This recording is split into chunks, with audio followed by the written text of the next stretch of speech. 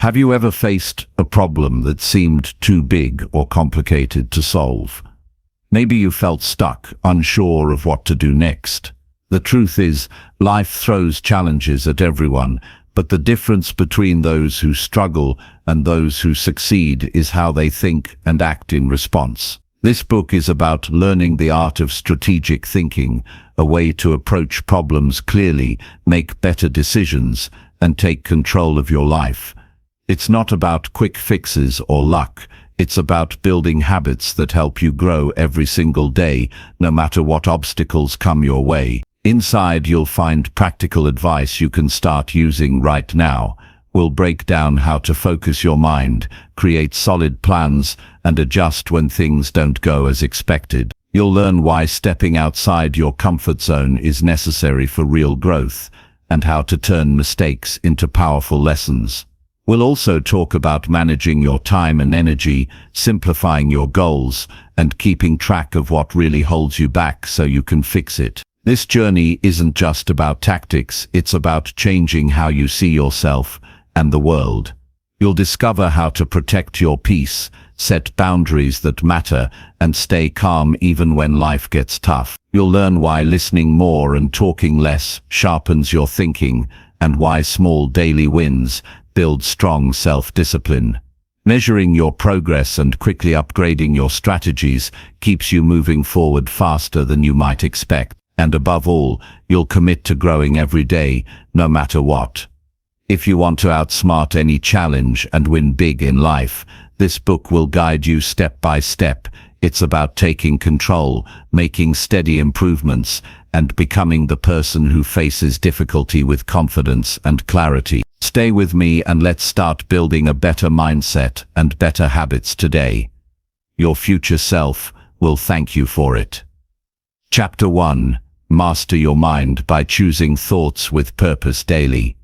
Most people wake up and allow their minds to wander without direction. Thoughts come and go, pulled by noise, by mood, by the behavior of others, and without realizing it, they begin their day reacting, not leading.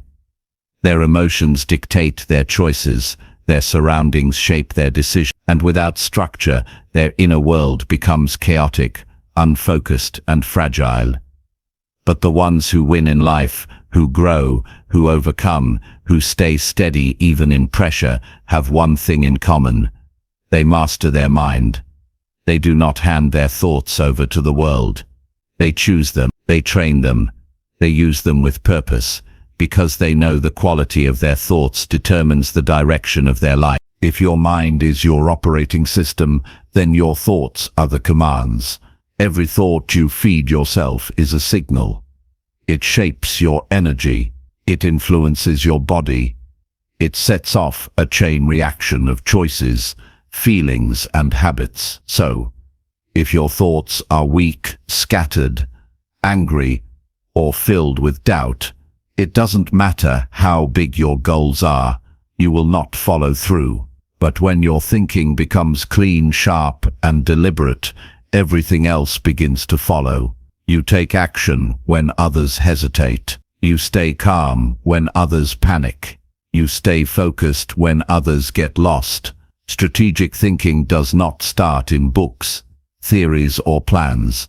It starts inside your own head, with your ability to choose your thoughts with purpose every single day. The first step in mastering your mind is becoming aware of what you're thinking.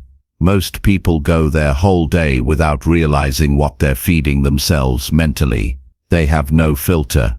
Their mind gets hijacked by the news, by social media, by gossip, by fear, by other people's negativity. You cannot expect to live with clarity and discipline if your mental environment is polluted.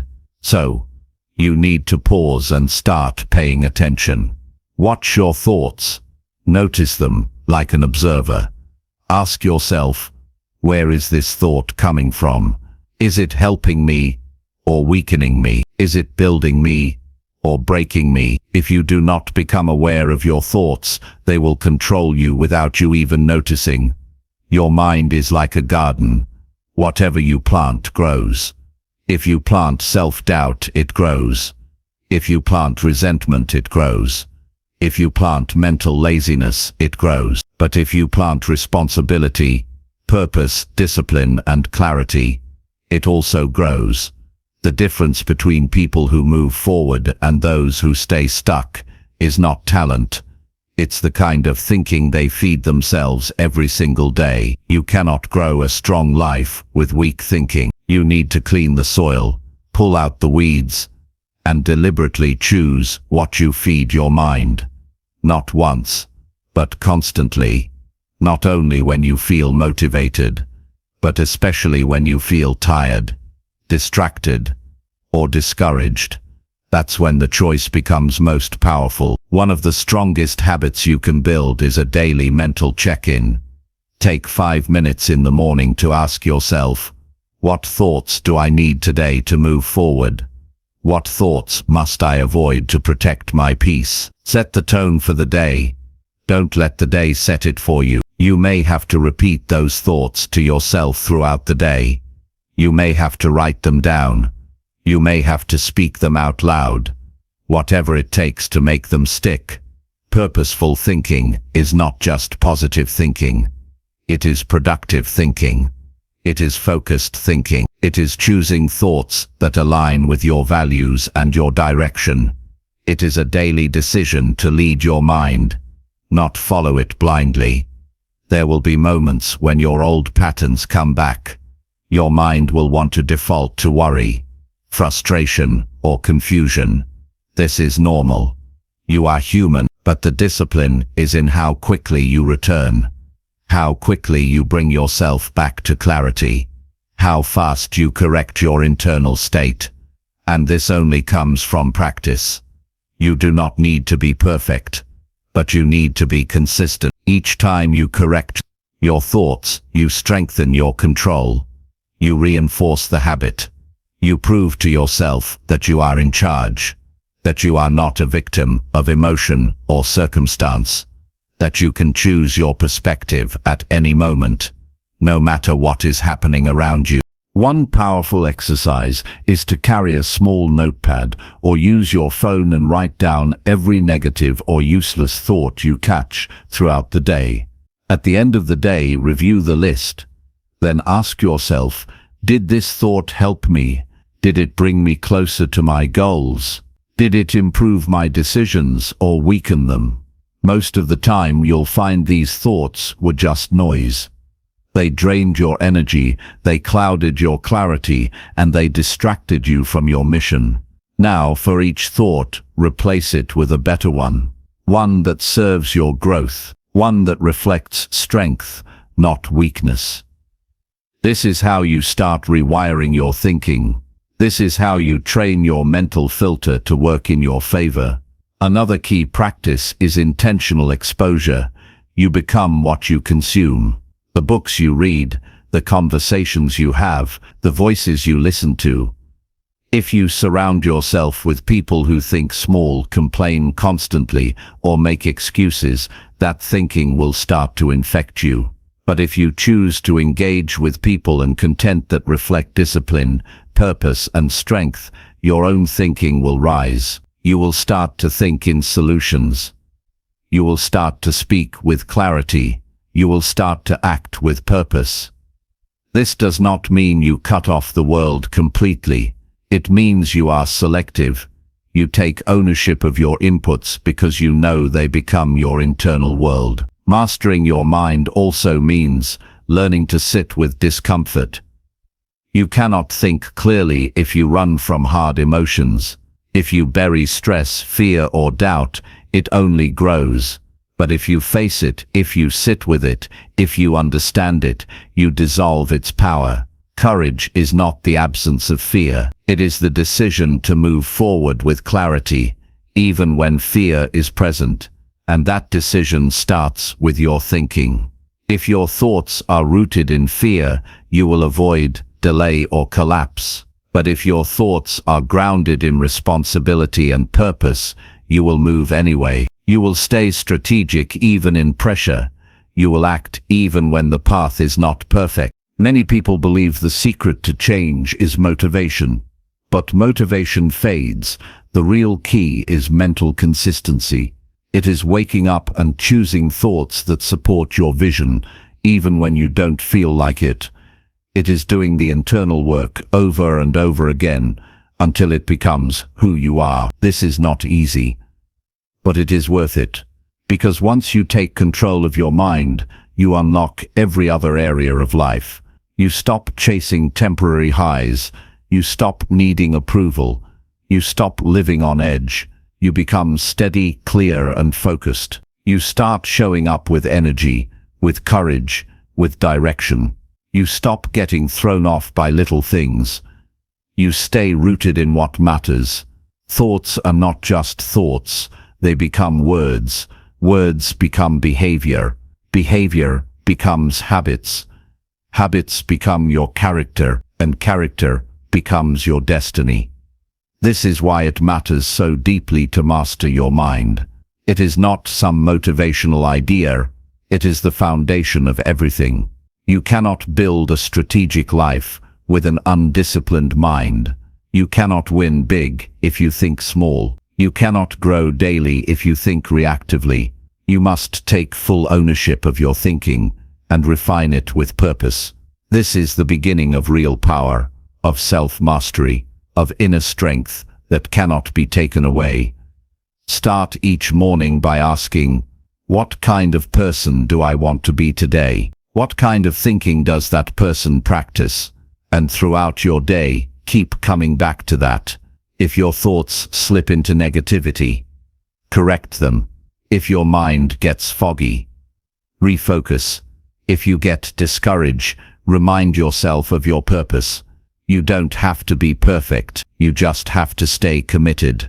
Over time, your thinking will become clearer, more focused, more strategic, and the results will show in your actions, your relationships, and your growth. Do not underestimate the power of one disciplined thought.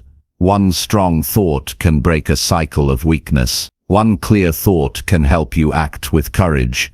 One intentional thought can reset your whole day. But you must choose it. You must practice it. You must protect your thinking, like your life depends on it. Because it does. Nothing will shape your success more than the quality of your mind. Not money, not opportunity, not luck. Your mind is your greatest asset. Master it, and you can master anything. No matter where you are right now, you can begin. You can take this moment and decide to think with clarity, to think with strength, to think with purpose. You are not your past. You are not your mistakes. You are not your doubts. You are whatever you decide to feed your mind today. If you want to win, think like a winner. If you want to grow, think like a builder. If you want peace, think with responsibility. The power is in your hands. Use it wisely. Use it daily. Choose your thoughts with purpose, and your life will begin to change, slowly, steadily, and without limit. Chapter 2. Train your focus to block out useless distractions completely. Most people fail to reach their full potential, not because they lack talent or resources, but because their focus is scattered. They start the day with good intentions, but quickly get pulled in different directions.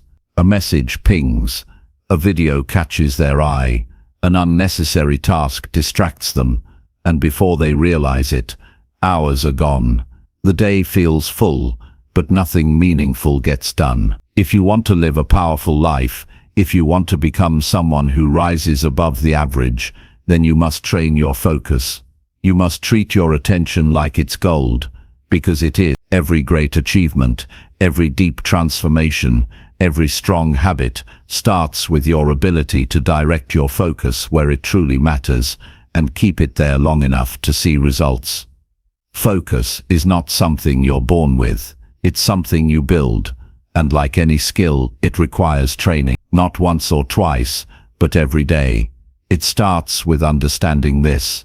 Your brain will take the easiest path unless you teach it not to. It will jump to the next shiny thing. It will seek comfort. It will resist discipline. That's not a flaw, that's just how it's wired. But you are not your impulses. You are the one who decides whether you act on them or not. If you want to block out distractions, you have to stop feeding them. Every time you give in to a pointless notification, every time you scroll aimlessly, every time you start something without finishing, you're reinforcing a habit of fragmentation, and that habit will destroy your potential if you let it. Real focus begins before you sit down to work. It begins with clarity. What matters today, what task, if done well, will make the biggest difference? Without clarity, your brain will jump from one low-priority task to another, just to feel busy. You'll chase urgency instead of importance. You'll check emails.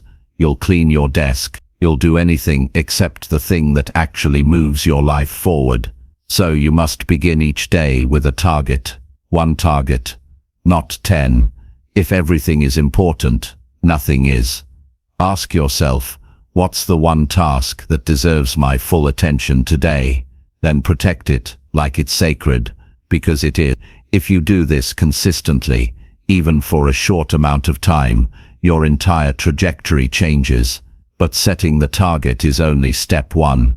The next step is creating an environment where focus becomes the natural choice, not the hard one. Your environment is not neutral. It either strengthens your focus or weakens it. If your phone is within reach, you'll check it. If your space is cluttered, your mind will be cluttered. If people can interrupt you at any time, they will. So change your environment to reflect your priorities. Turn off unnecessary alerts. Block distracting websites. Tell people when you're not available. Use noise-canceling headphones. Whatever it takes to create a space where your mind can go deep. Don't try to rely on willpower alone. Design your surroundings so that focus is built into the system. Once your environment supports focus, it's time to train your ability to stay with something long enough to create real progress. Most people never go deep because they're always switching. They jump from one window to another, from one tab to another, from one idea to another. This constant switching trains the brain to crave novelty, not depth, and you cannot master anything without depth. So start by setting a timer, just 25 or 50 minutes. Choose one task, one window, one objective. No switching, no checking, no jumping. Just stay. You will feel discomfort. You will feel the urge to move on. But if you resist that urge, you're building real power. You're building the muscle of focus that will serve you for life. During these focus blocks, don't just work hard. Work smart. Eliminate friction. Break tasks into small, clear steps. Don't sit down and say, write a report. That's too vague. Say, write the first paragraph, or outline 3 bullet points. Specificity reduces overwhelm. And when you reduce overwhelm, you reduce avoidance. The clearer the task, the easier it is to start. And starting is everything. Once you begin, momentum takes over. But if you stay vague, you'll procrastinate. Not because you're lazy, but because your brain doesn't know where to begin. Train your brain to approach each task with structure. Focus is not just about intensity, it's about clarity, simplicity, and direction. As you build your focus muscle, don't expect perfection. You will slip. You will check your phone. You will get distracted. That's part of the process. The key is how quickly you return. Every time you catch yourself drifting and bring your attention back, you strengthen your control. Focus is not about never getting distracted. It's about returning faster each time. It's about noticing when your attention wanders and bringing it back without judgment. This self-awareness is a powerful skill. It keeps you from wasting hours. It keeps you grounded in what matters. And over time, it becomes automatic. Another powerful way to train your focus is to reduce the number of decisions you make each day. Decision fatigue is real. The more small choices you make, what to eat, what to wear, what to check, the less energy you have for deep work. So simplify your routines. Plan your day the night before. Use systems. Batch similar tasks. Remove low-value choices. When your mind is free from unnecessary decisions, it becomes sharper, calmer, and more focused on what truly matters. You don't need to think about everything. You just need to think about the right things. Protect your mental energy like it's your most valuable resource, because it is. And remember, focus is not just for work, it's for life. Be fully present when you eat, when you speak with someone, when you go for a walk. The way you do anything becomes the way you do everything. If you train yourself to focus deeply during small moments, it becomes natural to focus during big ones. You start noticing things others miss. You start feeling more in control. You start experiencing life, not just rushing through it. This is what strategic thinking requires, the ability to give your full attention to what matters and ignore what doesn't. The ability to think clearly, decide quickly, and act powerfully. Without noise, without confusion, without hesitation. You will be tempted to multitask. Multitasking is a myth. You are not doing more. You are doing everything worse. It destroys efficiency. It fractures attention. It makes you feel busy, but leaves you empty. One thing at a time is not a weakness. It's a strength. The best thinkers, the best performers, the best leaders do one thing at a time with complete presence. Then they move to the next. This is how results are built. Not through scattered effort, but through focused energy, applied consistently. At the end of each day, reflect what pulled your attention today that didn't deserve it. What helped you stay focused? What will you change tomorrow? These questions sharpen your self-awareness. They help you notice patterns. They help you upgrade your system. And they remind you that focus is not a one-time decision. It is a daily discipline, a skill you sharpen, a choice you make again and again, until it becomes who you are. You don't need more hours in the day. You need fewer distractions. You need sharper boundaries. You need stronger clarity. And most of all, you need to train your focus like your future depends on it, because it does. Nothing will accelerate your life more than the ability to block out what doesn't matter and lock in on what does. It will make you more productive, more creative, more present, more alive. Most people are too distracted to ever find their real power. Don't let that be you. Train your focus every day. Guard it like treasure, and you will begin to rise while others stay stuck. Chapter 3. Build a solid plan and follow it without excuse. Most people struggle in life not because they lack potential, but because they don't have a clear structure guiding their actions. They jump from one goal to another, change their mind constantly, and let their emotions run the show.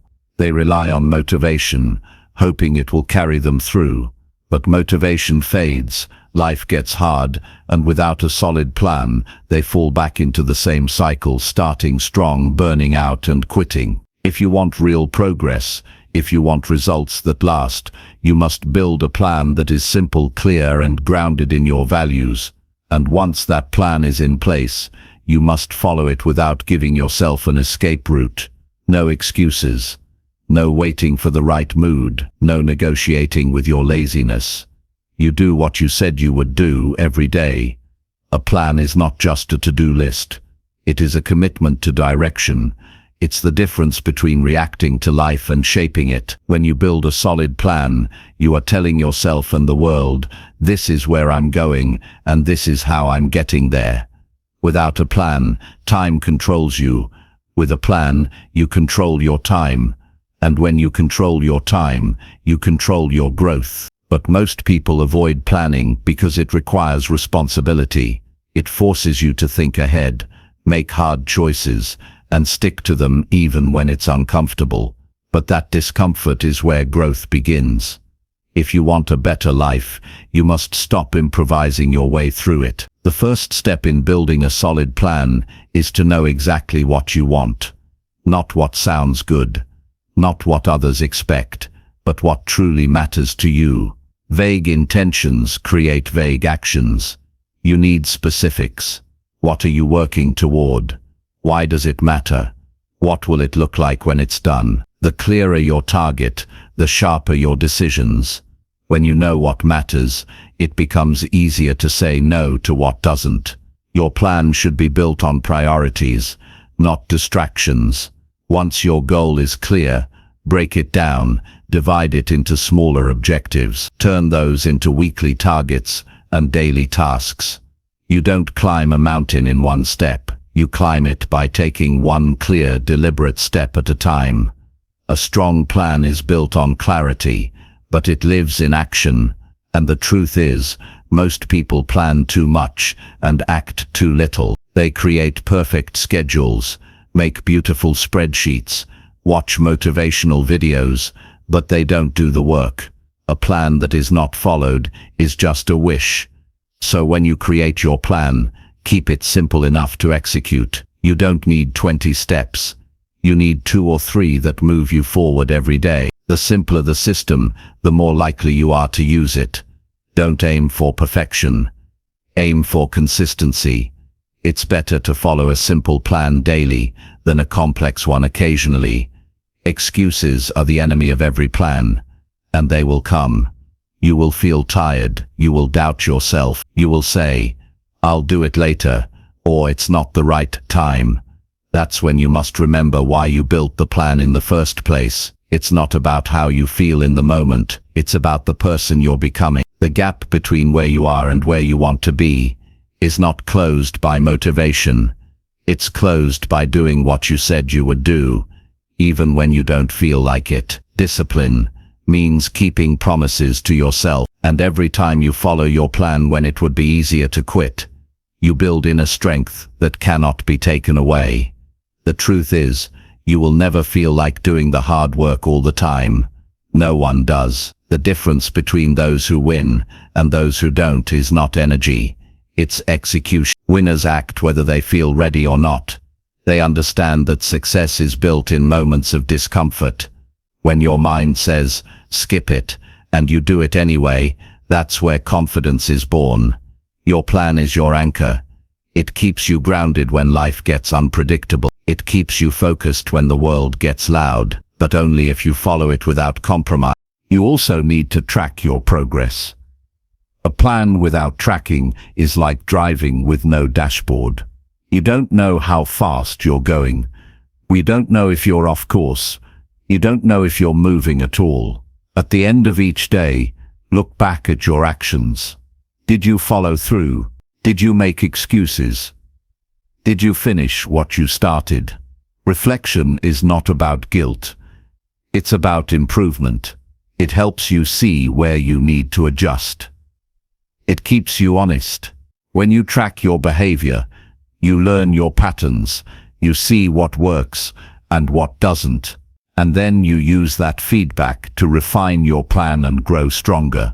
You must also expect resistance. Life will not cooperate with your schedule. Unexpected problems will come. You will have bad days. That's not a reason to abandon the plan. That's a reason to stick to it even harder. Your plan should not fall apart the moment something goes wrong. It should be strong enough to bend but not break. Build flexibility into your system. If something takes longer than expected, adjust your time. If one task fails, move to the next. But never let a single bad day become a reason to give up completely. Miss one day, get back the next. Fall behind, catch up slowly. The plan stays alive as long as you keep showing up. It's also important to separate your emotions from your plan. Your feelings will fluctuate. Some days you'll feel confident. Some days you won't. That doesn't matter. Your plan is not based on your feelings, it's based on your direction. When emotions take over, you become reactive. You start doing what's easy instead of what's necessary. You chase comfort instead of progress. Strategic thinking requires emotional control. It requires you to feel discomfort and still follow through. Your plan is not there to serve your emotions. It's there to build your future. Respect it, protect it, and act on it regardless of how you feel. Your environment will influence your ability to follow your plan. If you're surrounded by distractions, if you spend time with people who don't respect structure, if your space is chaotic, your plan will suffer. So build an environment that supports your goals. Set boundaries with people who pull you away from your direction. Organize your space so that everything you need is ready. Remove temptations that break your flow. The easier it is to follow your plan, the more likely you are to stick to it. This is not about making life rigid, it's about building a life that reflects your priorities. And finally, take full ownership. No one is coming to save you. No one will build your life for you. If you don't follow your plan, no one else pays the price but you. Blaming your situation, your schedule, or your past won't help. The only thing that helps is deciding today that your life matters enough to be planned and executed with intention. You don't have to be perfect, you just have to stop making excuses. Every excuse delays your growth. Every excuse keeps you stuck, and every excuse can be replaced with action. If you decide that your future is more important than your comfort, you have the ability to change your life.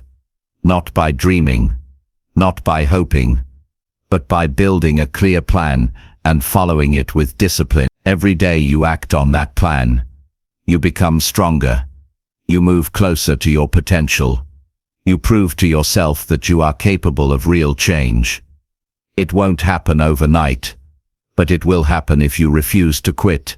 Start now. Build the plan. Follow it with intention. Adjust when needed, but never, ever make excuses. This is how you win. This is how you lead your life. This is how transformation begins. One committed day at a time. Chapter 4. Study your actions and adjust when results do not come. Most people don't fail because they didn't try hard enough. They fail because they keep doing the same thing over and over again, even when it doesn't work. They follow routines that bring no results.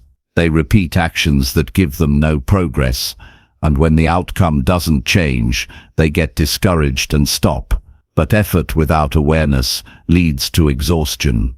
You can work all day, stay busy, and still go nowhere if you're not paying attention to what your actions are actually creating. If you want to grow, if you want to win, you must study your actions. Not just once, but constantly. You have to treat your life like a project. You try something, you see the outcome, and if that outcome doesn't move you forward, you make changes. This is how progress is made, not by doing more, but by doing better. Success is never about blind effort, it's about intelligent effort. And intelligence means you ask questions. What did I do today that actually worked? What did I do that was a waste of time? Where did I lose energy? Where did I gain momentum? Most people never stop to ask these questions. They just push through. They follow habits that keep them busy but don't move the needle. They think persistence means doing the same thing harder, but persistence only works when it's paired with reflection. You need to pause and look closely at what you're doing, especially when the results are not showing up. When you're not getting the results you expected, your first instinct might be to push harder, and sometimes that's necessary. But many times, the smarter move is to stop and reassess. Doing more of what doesn't work won't fix the problem. You need to break it down. Look at your actions like data. Be honest with yourself. Are your actions aligned with your goal? or just with your comfort zone? Are you working on things that actually matter, or just filling time to avoid discomfort? Often, what feels productive is actually just distraction. The only way to know the difference is to look back and study your behavior. The ability to analyze your own behavior without emotion is one of the most powerful skills you can develop. It removes ego from the process. It allows you to look at your results without making it personal. This is not about blaming yourself. It's about learning. If something isn't working, that doesn't mean you're a failure. It just means you've found a strategy that doesn't fit your goal. Good. Now you know. Now you can shift. Now you can upgrade your method. This is what self-leaders do. They don't get stuck on pride. They don't stay attached to old systems. They stay open. They evolve.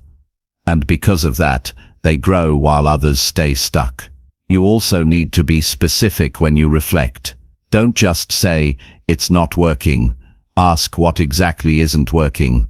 Is it the timing, the structure, the tools you're using, the way you're preparing, the time of day you're taking action? Get precise. Vague reflection creates vague improvements, but clear questions lead to clear adjustment. For example, if you're trying to build a habit, but you keep missing it, don't just say, "I lack discipline." Ask, is this the best time of day for this task? Is the task too big? Do I have too many steps? Is my environment supporting it? This level of analysis turns failure into feedback, and feedback is the raw material of success. Another key to adjusting your actions is detaching from emotional reactions. When something doesn't work, your mind may go into frustration, self-criticism, or blame. That's normal, but that's not useful. What's useful is calm reflection. You have to train yourself to pause, breathe, and think clearly. Emotional overreaction clouds judgment. Strategic thinking requires clear sight, and clarity only comes when you look at results like a problem to solve, not a statement about your worth. You are not your outcome. You are the thinker behind the outcome. That means you always have the power to shift, to revise, to try again with a better strategy. One of the fastest ways to learn what works is to shorten the gap between action and reflection. Don't wait until the end of the month. Don't wait until everything falls apart. Reflect daily. After every important task, ask yourself, did this move me forward? What slowed me down? What can I do better next time? These short, consistent reviews compound over time. They give you a real-time understanding of your habits and behaviors, and the more you understand your patterns, the faster you can upgrade them. Most people think change takes years, but with honest daily reflection, change can start in days. It's also important to test new approaches.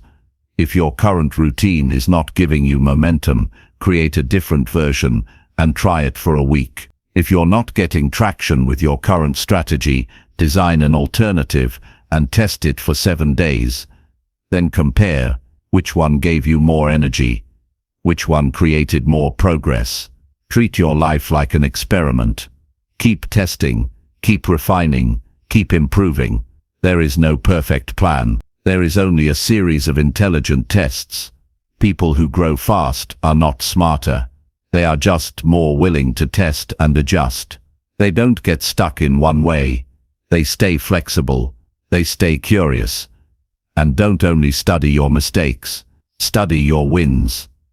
When something works, figure out why. What did you do right? What conditions helped you succeed? What mindset were you in? This is just as important as fixing what's wrong.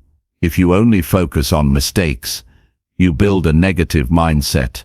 But when you also learn from your successes, you strengthen what's working. You build confidence based on facts.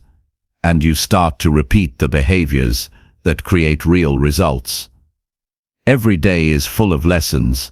If you pay attention, if you treat your life like a system, you'll start to see patterns. And when you understand those patterns, you gain power over your progress. The reason most people stay stuck is not because they're not trying, it's because they never stop to measure. They never check if their actions are actually working. They never pause to ask what needs to be changed, and without that feedback loop, they stay in the same cycle: effort, disappointment, frustration, and giving up. Break that cycle. Start observing. Start learning. Start adjusting. You are not stuck. You are just one change away from a better result. But you can't make that change if you don't know what's broken. So step back. Review the day. Track your behavior. Ask better questions. Try smarter strategies. And keep doing this until the results begin to shift. Sometimes the adjustment is small. A slight shift in your schedule, a shorter task list, a clearer reminder, a better system of accountability. These little tweaks may seem minor, but they can completely change your results. Don't underestimate the power of small correction. A plane that adjusts its course by just 1 degree ends up in a completely different place. The same is true with your life. One smarter move can unlock a breakthrough, but only if you're paying attention. Only if you're willing to admit when something isn't working. Only if you care more about progress than pride. Growth belongs to those who observe their life with honesty and change it with courage. You don't need more effort. You need more awareness. You don't need more motivation. You need more reflection. Every action you take is information. Every result you get is a message. Listen to it. Learn from it. Adjust based on it. This is how you get better, faster. This is how you make progress that lasts. Not by forcing your way through failure, but by studying your behavior like a strategist and making smarter moves every time. This is what separates those who stay stuck from those who rise. The ones who rise are not lucky. They're intentional. They're precise. And they are always adjusting. You can be that person. Start today. Study your actions. Adjust your approach. Repeat. And everything will begin to change. Chapter 5. Challenge your comfort zone and grow through daily discomfort. Most people stay exactly where they are in life because they avoid anything that makes them uncomfortable. They create routines that feel safe. They repeat habits that don't challenge them. They surround themselves with people who never push them. And they confuse comfort with peace. But comfort is not growth. It's not strength. It's not improvement. Comfort is just familiar, and the longer you stay in what's familiar, the harder it becomes to evolve. Growth is built through pressure. It's shaped through friction. It's earned through discomfort. If you want to rise above where you are right now, you must be willing to step into places that make you uneasy. Not once, not occasionally, but every day. Growth is not something you visit, it's a place you live in, and the rent you pay is discomfort. The mind is naturally built to protect you from pain. It will always choose what feels easier, what feels safer, what feels more certain. That's how it keeps you alive. But you are not trying to survive, you are trying to improve. And improvement means going against your instinct for safety. It means doing things that don't come naturally. Speaking when you'd rather stay silent. Starting when your mind wants to delay. Trying when you know failure is possible. Showing up when your energy is low. This is what separates those who change from those who repeat. The ones who grow are not fearless. They just stop making comfort the goal. They replace comfort with commitment, and they treat discomfort like training. Discomfort is not a sign that something is wrong. It's a signal that you are stepping into something new. Every time you do something difficult, your tolerance expands. Your inner resistance gets weaker, and your identity starts to shift. You stop seeing yourself as someone who needs to feel ready. You start seeing yourself as someone who acts anyway. That shift is powerful, because when you see yourself as capable of discomfort, you stop holding back. You stop shrinking from challenges. You stop waiting for perfect conditions, and you begin to trust your ability to handle pressure, not escape it. It's easy to talk about pushing your limits when life is calm, but the real work is in the moments that test you. When you're tired and don't want to continue, when the fear of judgment holds you back, when you face something you've never done before. That's when most people choose the path of ease. They tell themselves, "I'll try again tomorrow," or "This isn't for me."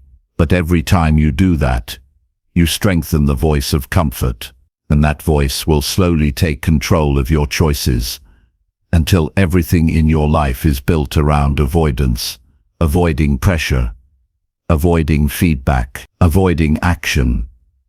And then you wonder why you're stuck. To break that cycle, you need to make discomfort a daily habit. Start small. Do one thing every day that stretches you, something that interrupts your routine, something that forces you to think differently, act more boldly, or feel a little uneasy. It doesn't have to be dramatic. It just has to push against the edge of your habits. Over time, that edge moves. What once felt impossible becomes normal. What once made you anxious becomes routine. That's how progress feels. Not sudden, not glamorous, but slow, steady, and full of moments that feel uncomfortable, but meaningful. Daily discomfort could mean waking up earlier than usual. It could mean speaking up in a room where you usually stay quiet. It could mean asking for feedback when you fear what people will say. It could mean saying no when you're used to saying yes. It could mean trying something new when you're used to doing what's safe. These small decisions may seem unimportant, but they shape your mindset. They send a message to your brain. I do hard things. I don't run from pressure. I grow from it. And that message becomes your identity. Once your identity changes, everything else follows. The biggest trap is waiting for courage to arrive before you act. But courage is not something that comes before the action. It's something that builds during the action. You don't become brave by thinking about it. You become brave by showing up when it's hard, by doing things that make you feel exposed, by failing and coming back stronger. The longer you wait for the right moment, the more comfortable you become with hesitation. And hesitation will steal years from your life. The only way to get past it is to act before you feel ready. Action creates momentum. Momentum builds confidence, and confidence grows each time you walk into something uncomfortable and realize you survived it. There's a hidden strength inside you that only discomfort can reveal. You don't find it by avoiding pressure. You find it by leaning into it. Every person you admire, every leader, creator, builder, has learned to live in discomfort, not because they enjoy pain, but because they understand what it produces: strength, wisdom, clarity, discipline, the ability to stay calm under stress. These qualities are not built in comfort. They are built in moments where most people quit. And if you want to build them, you must be willing to meet yourself at your limits, and then go one step further. Sometimes the hardest discomfort is facing yourself, looking at your patterns, admitting where you've avoided growth, owning where you've been inconsistent. These are not easy things to do, but they are necessary. You can't grow through lies. You can only grow through truth, and truth is uncomfortable. But truth frees you. Once you stop pretending, you can begin changing. You can stop playing small and start living with intention. You can stop explaining your situation and start rebuilding your life. But it all begins with the willingness to sit with discomfort instead of running from it. Discomfort also teaches humility. It reminds you that you don't know everything, that you're not perfect, that you have room to improve, and that's a good thing. Arrogance lives in comfort. Growth lives in humility. The more you push yourself into hard situations, the more you learn. The more you learn, the more you improve, and the more you improve, the more capable you become of building a life that reflects your true potential. Not your fears, not your excuses, but your potential. It's easy to think that successful people are just lucky or talented, but behind the scenes, they've spent years doing uncomfortable things that most people avoid. They've had hard conversations. They've taken difficult feedback. They've worked through long periods of self-doubt. They've failed publicly and kept going. None of that feels good in the moment, but it builds something permanent. Not just skills, but character. And character is what holds your life together when everything else gets tested. If you want to grow, make discomfort a goal, not an obstacle. Each day, ask yourself, what am I avoiding? And then go do that thing, not recklessly, but intentionally. Not to punish yourself, but to free yourself. You don't need to become someone else. You just need to stop hiding from the person you're meant to become.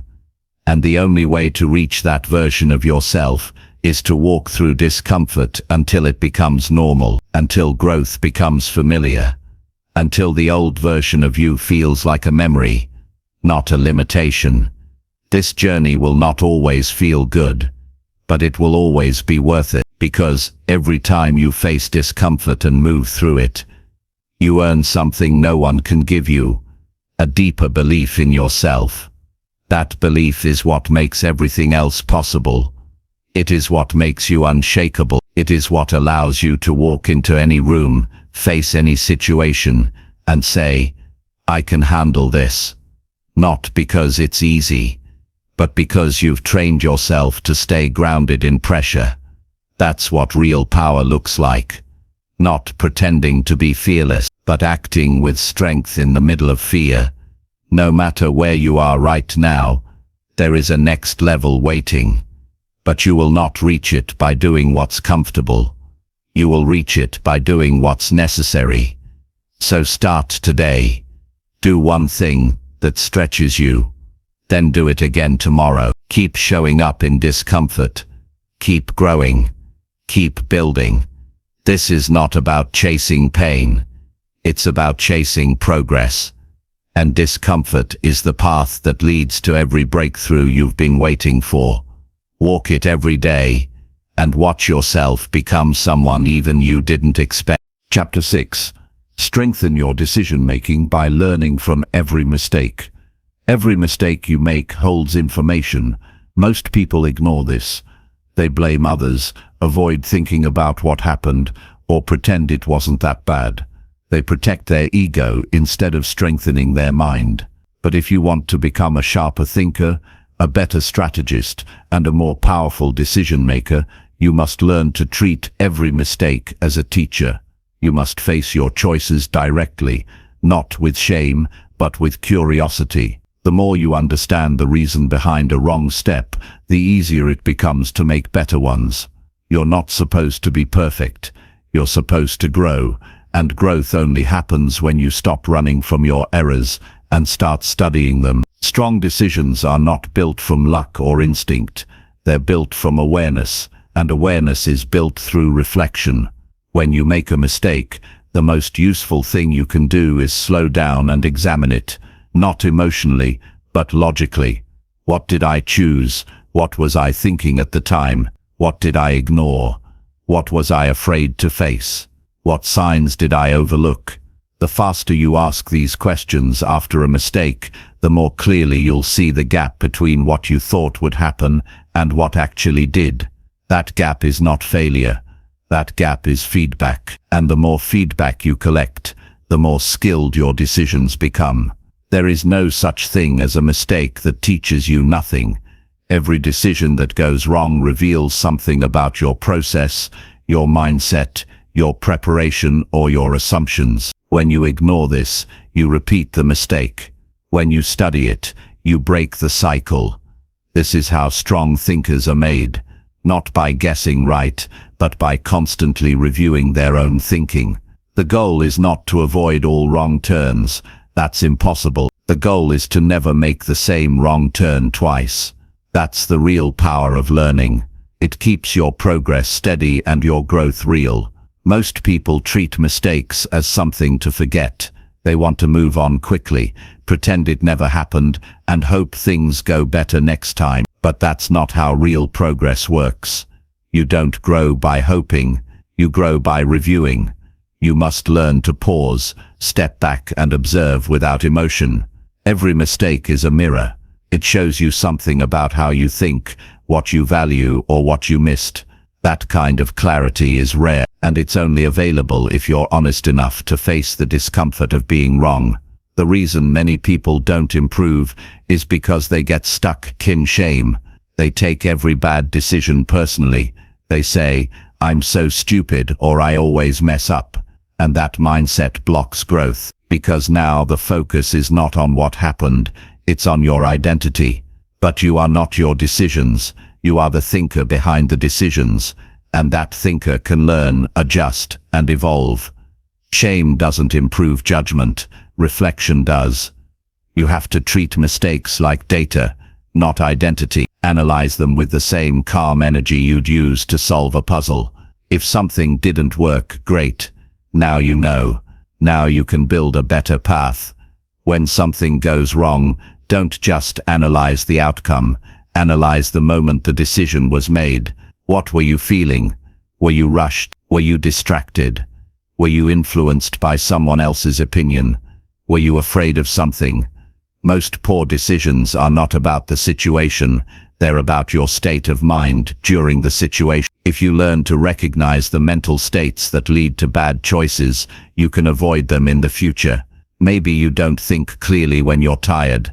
Maybe you say yes too quickly when you feel pressure. Maybe you ignore red flags because you want things to go smoothly. All of this is valuable information, and once you know it, you can adjust your decision-making conditions. You can also strengthen your judgment by learning from other people's mistakes. You don't have to experience every failure firsthand. Pay attention. Study people who have walked the road before you. Read biographies. Listen to interviews. Ask deeper questions. What caused their biggest mistakes? What were the signs they missed? What do they wish they had done differently? Wise people learn from experience, but the wisest people learn from both their own experience and the experience of others. The more you learn, the fewer surprises you face, because your thinking becomes sharper, your instincts become better trained, and your ability to predict consequences improves. A major step in improving decision-making is also learning to delay emotional reactions. Most bad decisions are made in a state of urgency, fear, anger, or excitement. These states cloud your judgment. They make the problem seem bigger or smaller than it is. They push you to act quickly instead of wisely. One of the most powerful habits you can build is the habit of pause. When you feel triggered to make a fast decision, stop, breathe. Give yourself space. Think about the long-term effect. Ask yourself, what will I wish I had done 1 week from now? This kind of space creates clarity, and clarity leads to stronger decisions. You don't become a master of decision-making overnight. It's a lifelong process. It's built through mistakes, corrections, and constant upgrades. You'll still get things wrong sometimes. That's okay. But the more you engage with your mistakes, the more you reduce the damage of future ones. You get quicker at spotting warning signs.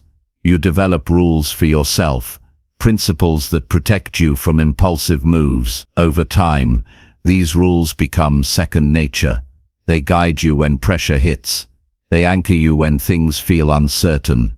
This is what strategic thinking looks like. Not perfect thinking, Just practice thinking over and over until wisdom becomes your habit. When you reflect on your mistakes, don't just focus on what went wrong. Ask yourself what you can improve for next time. If the mistake was caused by poor information, how can you gather better information next time? If it was caused by rushing, how can you build more patience into your process? If it was caused by ignoring your instincts, how can you trust yourself more? Every answer becomes a new layer of intelligence. Every improvement makes you harder to fool, stronger under stress, and more capable of making moves that count. Over time, this process turns you into someone others can trust. Someone who sees past short-term noise. Someone who doesn't panic when things go off track. Someone who doesn't make the same mistake twice. That reputation begins with how you treat your own missteps. You don't hide them, you face them, you learn from them, and you build forward with more insight, more confidence, and more strength than before. That's what real self-leadership looks like. That's what separates the reckless from the wise. You must also remind yourself that mistakes do not define your future unless you keep repeating them. The past only holds power when you refuse to learn from it. Every mistake you're willing to study becomes a stepping stone. Every wrong turn you take responsibility for becomes a lesson that no one can take from you. It's not about how many times you mess up. It's about how often you come back sharper, more alert, more strategic. This mindset makes you dangerous in the best way. It turns you into someone who grows faster than problems and thinks clearer than chaos. This is how strong decisions are built. Not by avoiding failure, but by confronting it. Not by pretending to know everything, but by being humble enough to admit when something didn't work, and smart enough to change direction. Every mistake contains wisdom, and that wisdom can't reach you unless you open the door to it. So the next time something goes wrong, don't collapse, don't complain, don't run. Pause, reflect, write it down. Ask better questions, adjust your approach, and move forward with greater precision. That's how progress is built. That's how powerful people are shaped. That's how you grow into the person who no longer guesses but knows. Chapter 7. Take full control of your time and energy today. Your life is being shaped by how you spend your time and energy each day, whether you realize it or not. These two things, time and energy, are your most valuable assets, and yet most people hand them away without intention. They say yes when they should say no. They check their phones before they check their priorities. They let distractions steal their focus. They give their attention to everything and everyone, leaving almost nothing for their goals, their health, or their personal growth. If you want to take control of your future, you must start by taking full control of your time and energy. Not tomorrow, not next week, but today. You do not need more hours in the day. What you need is to stop wasting the hours you already have. Every minute you give to something meaningless is a minute you take away from something that matters. This is not about being busy. Anyone can stay busy. This is about being in command, waking up and knowing exactly what your time will be used for, choosing how your energy will be invested, acting with clarity, not reaction. Your life changes the moment you decide that you are no longer available for everything. Most people live on default settings. They go through their day reacting to what shows up. Messages, notifications, requests, interruptions. They live as if their time belongs to the world. It doesn't. It belongs to you. And when you take ownership of your time, you take ownership of your direction. You move from being pulled by life to leading it. But you cannot lead anything until you lead yourself. So the first move is to become aware. Where is your time really going? Not where you hope it's going, where it's actually going. Track it honestly for one day. See what you give attention to. See how often you switch tasks. See how long you spend doing things that don't move you forward. This alone can be a wake-up call. Once you become aware, you must decide what matters enough to deserve your time, what deserves your full energy. You can't keep saying yes to everything. Every yes is a trade. When you say yes to something, you say no to something else. Say yes to a distraction, and you say no to progress. Say yes to people who drain you, and you say no to your own peace. Say yes to scrolling for hours, and you say no to learning, to building, to doing the real work. So if you want to rise, you must get serious about what you protect. Your time and energy are not unlimited. If you waste them, they're gone. But if you use them with intention, they can build you a life most people only dream about. Structure is freedom. Most people avoid planning because they think it will trap them. The truth is the opposite. A clear structure gives you power. It removes guesswork. It gives your day direction. You know what to do, when to do it, and why it matters. That removes stress. It builds momentum, but your structure must be simple. Complex plans die quickly. Start with the essentials. Block time for your top priorities. Create a small list of non-negotiables. Respect your energy levels. Do the hardest things when your mind is sharpest. Build in recovery, not just tasks. A strong structure does not exhaust you. It supports you. It protects you from noise. One of the hardest but most important skills is saying no. No to distractions. No to urgency that isn't yours. No to activities that look productive but aren't. No to people who don't value your time. You don't owe everyone access to your attention. Your future is more important than their expectations. Every time you say no to something that drains you, you make space for something that builds you. This takes courage at first, but it gets easier because you begin to see the benefits.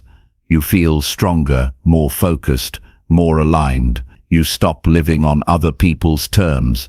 You start building your life on your terms. Energy is just as important as time. Without energy, time is wasted. So you must guard your energy like your life depends on it, because it does. Pay attention to what drains you and what fuels you. Adjust accordingly. Limit your time with people who complain or gossip or bring chaos. Increase your time doing things that recharge you. Reading, reflecting, moving, creating. Rest is not laziness. It's preparation. If you don't recover, you won't have anything to give. You don't just need more hours. You need more presence in the hours you have. And presence comes from energy. Protect it at all costs. Every day, you make choices that either protect your energy or waste it. You decide whether to wake up with purpose or hit snooze 5 times. You decide whether to start your day with clarity or chaos. You decide whether to eat like your body matters or treat it like an afterthought. You decide whether to focus or scroll. You decide whether to move your body or sit still for hours. These are not small decisions. They shape your life. One day of poor energy habits won't ruin you, but hundreds of them will.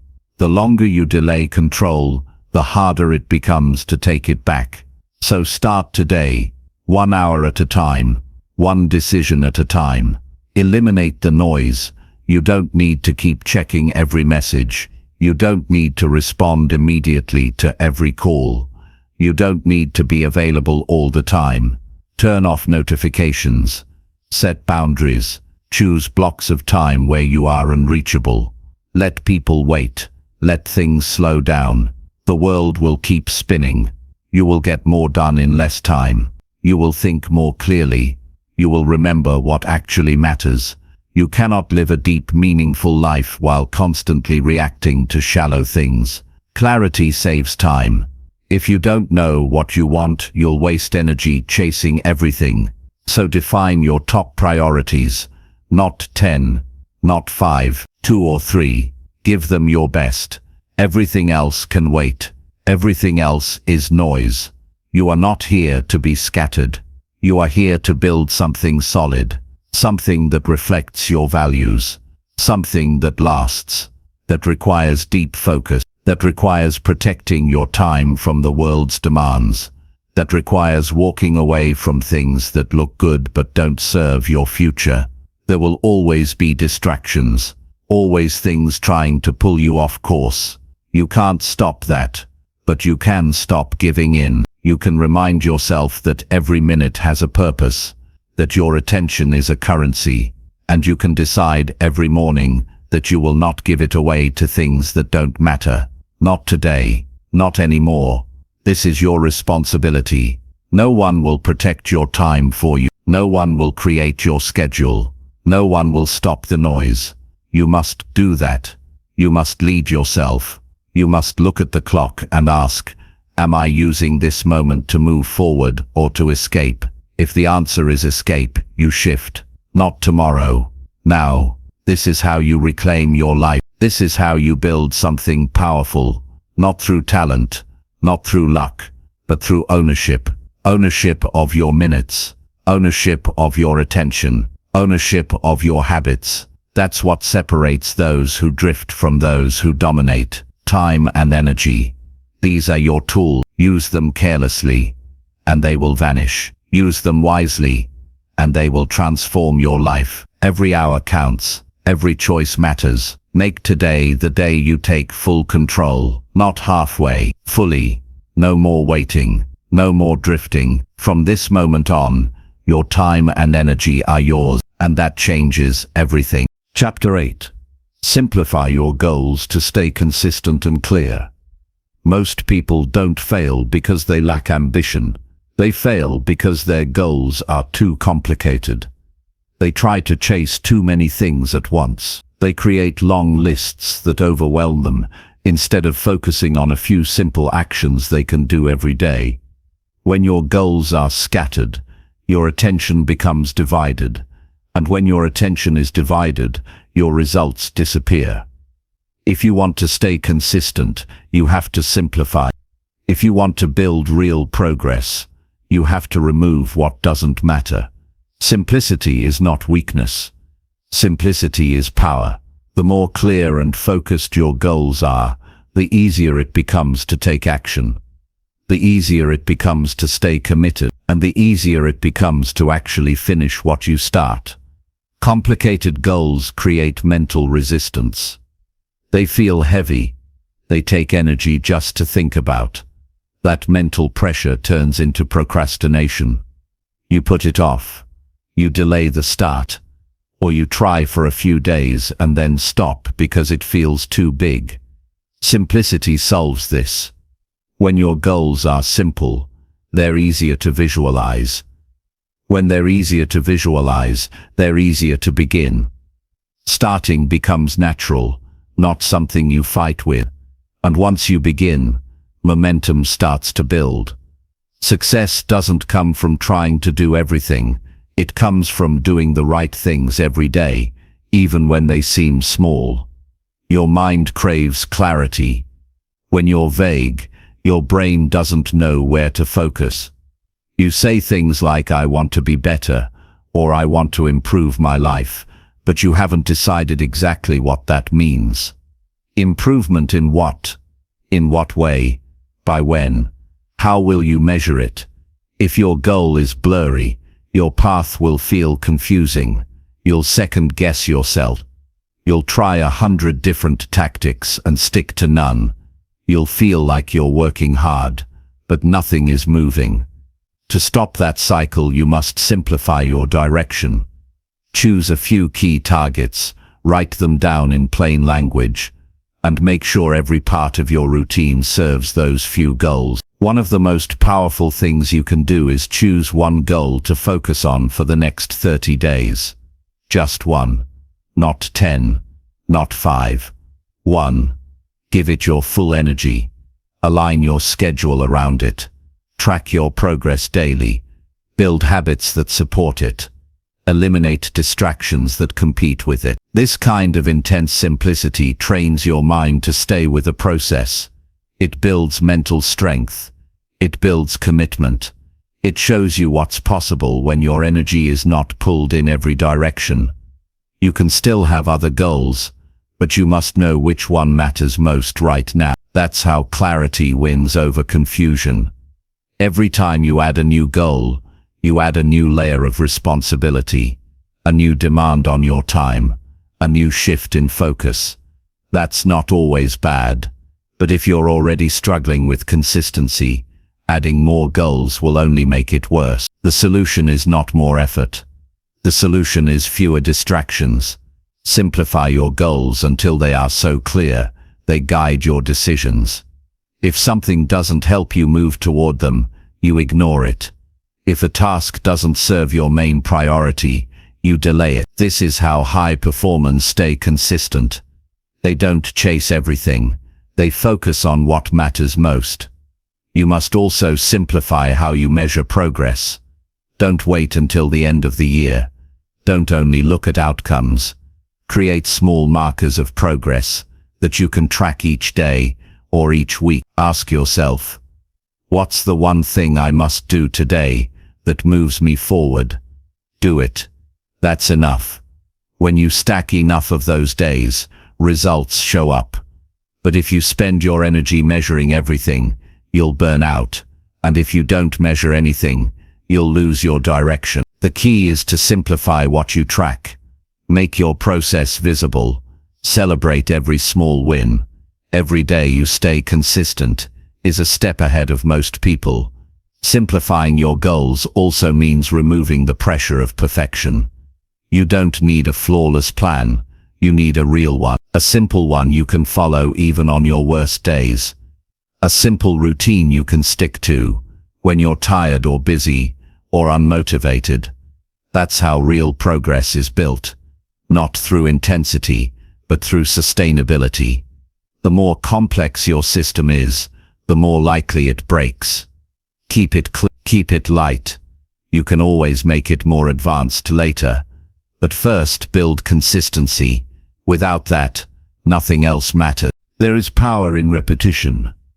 Doing the same simple actions over and over is what creates strength. What feels boring in the moment is what builds greatness over time. Most people want variety. They want to feel excited all the time. That mindset destroys consistency. You are not trying to entertain yourself. You are trying to transform yourself. And transformation comes from discipline, not drama. So don't get distracted by the urge to change your goals every week. Choose one path and stay on it. Long enough to see results. Long enough to grow. Long enough to prove to yourself that you can stay with something even when it stops feeling new. Another benefit of simplifying your goals is that it reduces stress. You don't feel the pressure to do 100 things. You don't feel behind all the time. You don't feel overwhelmed. Instead, you feel focused, in control, clear.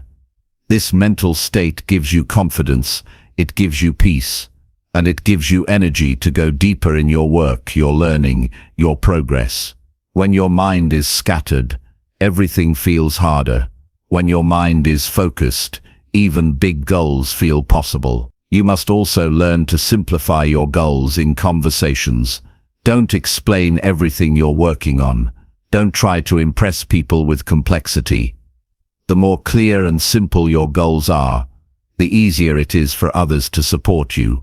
You can say, I'm working on building this habit, or I'm focused on improving this one area of my life. That directness builds respect. It shows you're serious, and it helps you stay grounded in your process. You don't need validation, you need clarity. The more clear your goals are, the less approval you need, because you know exactly why you're doing what you're doing. Simplification also protects your energy. Every goal takes effort. Every shift in focus requires recovery. The more goals you carry, the more energy you drain. But when you simplify, your energy becomes more powerful. You have more space to think, more space to plan, more space to improve. Life doesn't reward the person who does the most. It rewards the person who stays committed to what matters most. That's what simplifying your goals makes possible. If you feel overwhelmed, stop adding, start removing. If you feel lost, stop planning, start simplifying. If you feel stuck, stop chasing, start focusing. Ask yourself, what's the one thing I must move forward right now? Then give it your full attention. Let go of everything else. Let the noise fade. You don't need more ideas, you need more action. And action comes easiest when your goal is simple, clear and meaningful. Your goals don't need to be flashy. They don't need to impress anyone. They need to move you. They need to feel real. They need to be connected to your values. That's what gives you the strength to keep going. Not hype, not excitement, but purpose. And purpose is always clear. It never hides behind complexity. Simplify your goals so they fit into your real life. Not your ideal life, not your fantasy schedule, but your actual day-to-day. Build your systems around that. Create routines you can maintain. Stop chasing perfect conditions. Start building practical ones. That's where real growth begins. Not when everything goes right, but when you can keep showing up no matter what. Start now. Choose the one goal that matters most. Break it down into steps so simple you can't avoid them. Make it visible. Make it specific. Make it part of your daily rhythm. And most importantly, stay with it. Simplicity is not a weakness. Simplicity is your edge. The more you remove, the more you grow. The more focused your target, the stronger your aim. And the stronger your aim, the more unstoppable your progress becomes. Chapter 9. Track your habits and fix what holds you back. Your habits are shaping your life with or without your awareness. Every result you are getting, every situation you are stuck in, every feeling of progress or frustration, all of it is connected to the small actions you repeat every single day. If your habits are strong, your future becomes clear. If your habits are weak, your growth stays inconsistent. Most people say they want to improve, but they never take the time to measure what they're actually doing. They guess, they assume, they hope, but improvement does not come from guessing. It comes from tracking. It comes from paying attention to the patterns that define your outcomes. If you're not tracking, you're not serious. And if you're not serious, you will keep wondering why things don't change. Tracking your habits brings truth into your life. It shows you what's really happening, not what you say, not what you plan, but what you do. It breaks through the illusions you've created in your mind. You might say, I eat healthy most of the time, or I usually stay focused, but once you track your actual behavior for a week, the facts speak for themselves. This isn't about guilt or shame, it's about clarity. You can't fix what you don't face, and you can't face what you won't see clearly. Tracking your habits creates a mirror, and that mirror shows you what needs to change. You don't need a perfect system, you just need something simple. Use a notebook, use an app, use a piece of paper. At the start of each day, write down the key habits you want to complete. Keep the list short. Don't overwhelm yourself with 20 tasks. Pick 3 to 5 essential habits that reflect the kind of person you want to become. These habits should not be random. They should connect to your values and your long-term vision. Then, every evening, take 60 seconds to review. Did I do them or not? That simple act of tracking keeps your brain focused. It creates accountability, and it gives you data you can use to improve. When you start tracking, patterns begin to emerge. You'll notice which habits are easy to stick to, and which ones you skip often. You'll notice which times of day support your progress, and which times lead to distraction. You'll notice which environments bring out your best, and which situations lead to excuses. All of this is gold. You don't need more motivation. You need more awareness. Once you know what's holding you back, you can make real adjustments. You can stop wasting energy on guesswork. You can start building a system that works for your real life, not your ideal fantasy. The goal is not perfection, it's consistency. You're not trying to be perfect every day. You're trying to become more reliable over time. If you complete your core habits 4 out of 7 days this week, that's progress. Next week, try for 5, then 6, then 7. But even if you never reach 7, the act of tracking keeps you engaged. It keeps you honest, and that honesty makes you stronger. You stop lying to yourself about your discipline. You stop pretending things are fine when they're not, and you start moving forward, one habit at a time. Some habits are harder to fix because they're built on deeper issues. Maybe you avoid your goals because you fear failure. Maybe you procrastinate because you're overwhelmed by perfectionism.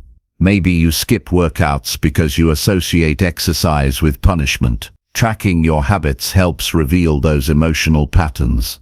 When you notice a habit consistently gets ignored, don't just push harder. Ask why. Ask what story you're telling yourself. Ask what feeling you're avoiding. The surface habit is just the symptom. The real problem is deeper, and once you understand it, you can deal with it directly. You can rewrite the story. You can change the emotional connection. You can remove the resistance. Every habit is either helping you rise or holding you down. There's no neutral habit. You may think something is harmless, but if it distracts you from your purpose, it's a cost. If it drains your energy, it's a cost. If it keeps you from showing up fully, it's a cost. So don't ignore the small things. Track everything that matters. Track your sleep. Track your movement. Track your digital usage. Track your food. Track your moods. Track your self-talk. These are not restrictions. These are tools. They help you take back control of a life that may have drifted off course. And when you take control, you take back your future. People often ask how to stay consistent. The answer is to make the process visible. Most habits are broken in silence. You forget. You lose track. You drift. But when you have a habit tracker in front of you every day, you remember. You engage. You show up. The act of checking something off gives you a psychological win, and that win builds momentum. It builds identity. You stop saying, "I want to be disciplined." You start saying, "I am someone who follows through." That identity shift is what makes consistency sustainable. You must also give yourself space to adjust. If a habit is not working, change it. Don't give up, restructure it. Maybe the habit is too big. Break it down. Maybe the timing is wrong. Move it earlier or later in the day. Maybe the environment is filled with distractions. Create a better one. You're not failing if you adjust. You're learning, and learning is the foundation of long-term mastery. Track your habits, not just to measure success, but to understand how to adapt. Life will change. You will change. Your habits must evolve with you. If you want to accelerate your growth, review your habits weekly. Every Sunday or whatever day works for you, sit down and look at the past week. What did you follow through on? What did you ignore? What patterns are repeating? What do you need to improve? Use this review to reset, to refine, to realign. Your weekly review becomes your accountability partner. It becomes your progress checkpoint, and it helps you start the next week with intention instead of drifting. The best version of you is built from actions you repeat, not once, not occasionally, but daily. And those actions must be tracked, refined, and improved. If something holds you back, don't ignore it. Don't make excuses. Fix it. Start small. Change the input. Change the environment. Change the system. Over time, The compound effect takes over. A few small daily changes lead to major transformation. And the beauty of it is, it's all in your control. You don't need permission. You don't need perfect conditions. You just need to start paying attention. Your future is hiding inside your daily habits. And the habits that are hurting you will not disappear on their own. You have to expose them. You have to take them seriously, not with guilt, but with courage. Not with pressure, but with commitment. The strongest people are not the ones who never fail. They are the ones who pay attention when they do. They study the failure, they learn the lesson. They fix what's broken, and they keep going. Track your habit, fix what slows you down. Build what lifts you up, and repeat. Day after day, week after week. That's how you grow into the person who doesn't just talk about success, but lives it. One strong habit at a time. Chapter 10. Build mental toughness by finishing what you start, always. Finishing what you start is the cornerstone of mental toughness. It separates those who talk about change from those who actually create it. The ability to push through challenges and see tasks to the end builds a resilience that no setback can break. Mental toughness is not about being born with grit. It's about developing a habit of completion. Every time you finish what you begin, you build strength in your mind. You prove to yourself that you are reliable, capable, and disciplined. Over time, this habit becomes your foundation. It supports every other part of your life and work. Most people begin projects or goals with enthusiasm, but quit when things get difficult. The first sign of resistance becomes a reason to stop. They start new things often, but rarely complete them. This pattern creates frustration, low self-esteem, and a lack of progress. But you don't have to be that person. You can be the one who finishes. You can be the one who pushes through boredom, setbacks, and distractions. Finishing is a skill, and like any skill, it improves with practice. The more you complete, the stronger your mental toughness grows. To build this toughness, you must commit to the finish line before you even start. When you begin a task, decide that no matter what, you will finish it. This commitment creates a new mindset. It shifts your focus from short-term feelings to long-term results. You acknowledge that discomfort is part of the process and promise yourself to keep going anyway. This promise keeps you grounded when motivation fades. Motivation is fleeting. Commitment is steady. The difference between those who finish and those who quit is this promise you make to yourself. Mental toughness grows with each small win. Finishing a single task, no matter how small, reinforces your ability to stay consistent. These wins build momentum. They become proof that you can endure. When you add them up, they create a powerful sense of confidence.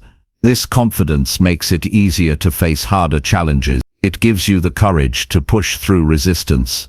So start by finishing what you can today. Finish your morning routine.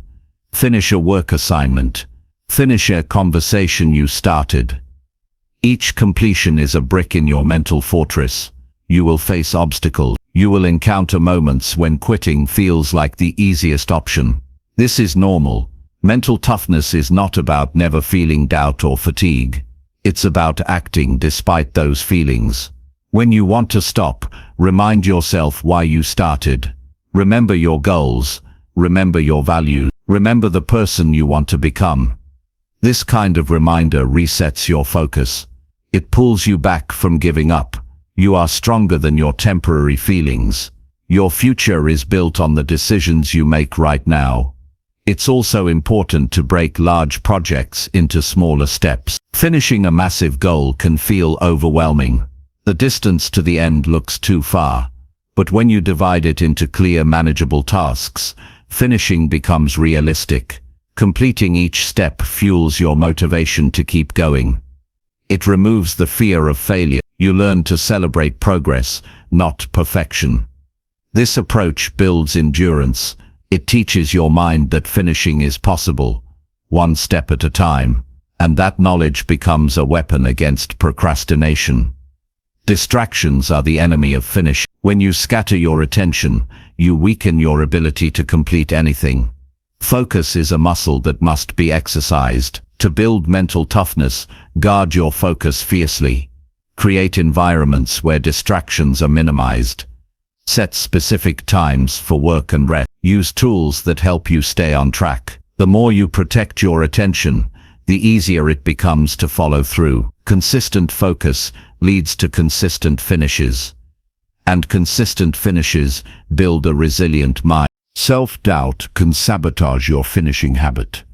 You might question your abilities or fear that the outcome won't be worth the effort. This mindset stops many before they even start. To overcome it, practice positive self-talk.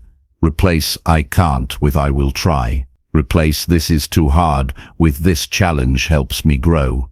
Affirmations are not empty words, they shape your beliefs. When you believe you can finish, you put in the effort required. Your brain begins to expect completion as a natural result of your actions. Accountability strengthens mental toughness. When others expect you to finish, you are less likely to quit. Share your goals with people who support you. Ask them to check in on your progress. Join groups or communities with similar ambitions. External accountability creates pressure that pushes you forward. It reminds you that your commitment matters beyond yourself, and that external pressure combined with internal commitment forms an unbreakable will to finish. Rest and recovery are part of finishing. Mental toughness does not mean pushing yourself to the brink of burnout. It means managing your energy wisely. When you feel drained, take a short break. Rest refreshes your mind and body. It prepares you to return stronger. People who finish what they start know when to push and when to pause. They respect their limits, but don't let limits control them. This balance is key to sustaining long-term effort. Without it, exhaustion leads to giving up. Reflection after finishing a task builds mental strength. Take time to review what went well and what could improve. Celebrate your success. Acknowledge your effort. Learn from any mistakes. This process reinforces your growth mindset. It teaches you that finishing is not just about the result, but about the journey. Each finish line is a lesson that shapes your future action. The habit of reflection makes your commitment to finishing smarter and stronger. Mental toughness built through finishing what you start spills over into every area of life. It improves your relationships because you follow through on promises. It advances your career because you complete projects reliably. It enhances your personal growth because you develop discipline. This strength becomes part of your identity. You see yourself as someone who does not quit. You see challenges as opportunities to prove your resilience. This identity fuels further growth and success. Remember that every finish is a step closer to your highest potential. Even if the result isn't perfect, finishing builds your capability to try again with more experience. Abandoning a task leaves you stuck and fragmented. Finishing creates momentum and wholeness. It builds trust in yourself and your abilities. This trust becomes the foundation of your mental toughness. It allows you to face future challenges with confidence and persistence. Start today by choosing something you've left unfinished and commit to completing it. Focus all your attention on this single goal until it's done. Ignore distractions and excuses. When resistance comes, push through it by remembering your purpose. Celebrate the moment you finish. Feel the power of completion. This moment is proof that you can do it, and the more you do it, the tougher your mind becomes. Finishing what you start is a habit you build through action, commitment, and mindset. It is not easy, but it is essential. It defines the difference between those who dream and those who achieve. It creates mental toughness that no challenge can break. It turns your plans into reality. It shapes your character, and ultimately, it leads you to win big in life. Keep finishing. Keep growing. Keep proving to yourself that you can see things through no matter what. This is how you become unstoppable. Chapter 11. Question your beliefs and choose what makes you stronger. Every person holds beliefs about themselves and the world that shape their reality. These beliefs often operate below conscious awareness, but guide your decisions, actions, and how you handle challenges. Some beliefs empower you and push you forward. Others limit you and hold you back. Questioning your beliefs is the essential step toward mental clarity and strength. You cannot grow without examining the foundation of what you think is true. Beliefs are not facts, they are mental habits, and just like any habit, you have the power to change them. Many limiting beliefs are formed in childhood or through repeated experiences that created fear or doubt. You might believe you're not smart enough, not worthy of success, or that failure defines you. These beliefs silently shape your choices and limit your potential. If you never question these beliefs, they become self-fulfilling prophecies. They dictate your behavior without your permission. That's why it's vital to shine a light on these internal stories. When you identify which beliefs serve you and which harm you, you gain the power to choose. You don't have to accept everything you've been told or thought. Start by observing your internal dialogue. Pay attention to recurring thoughts and feelings, especially when you face challenges. Notice what you say to yourself when things don't go as planned. Do you think I can't do this, or I'm not enough? Those are beliefs speaking. Ask yourself, is this belief helping me grow or holding me back? If it doesn't support your progress, it's time to question it. Be curious rather than judgmental. Challenge the origin of the belief. Ask, where did this come from? And is it really true today? Often, you'll find that many beliefs are outdated or based on incomplete information. Replacing limiting beliefs with empowering ones requires deliberate effort. You cannot simply wish them away. You must actively create new mental habits. Choose beliefs that make you stronger and repeat them until they become your new default. For example, swap "I always fail" with "failure is a step toward success." Replace "I am not worthy" with "I deserve happiness and growth." These affirmations are more than empty words. They rewire your brain over time. When you consciously decide to believe in your strength, resilience, and potential, you begin to act differently. Your mindset shifts from victimhood to ownership. Choosing stronger beliefs also means deciding what stories you tell yourself about obstacles. Instead of seeing difficulties as proof of your limitations, view them as opportunities to learn and improve. This shift empowers you to stay calm and focused under pressure. It reduces anxiety and builds confidence. Beliefs shape your emotional reaction. By choosing beliefs that support resilience, you change how you respond to setbacks. You stop seeing problems as threats and start seeing them as challenges you can overcome. It's important to remember that questioning beliefs is not a one-time event.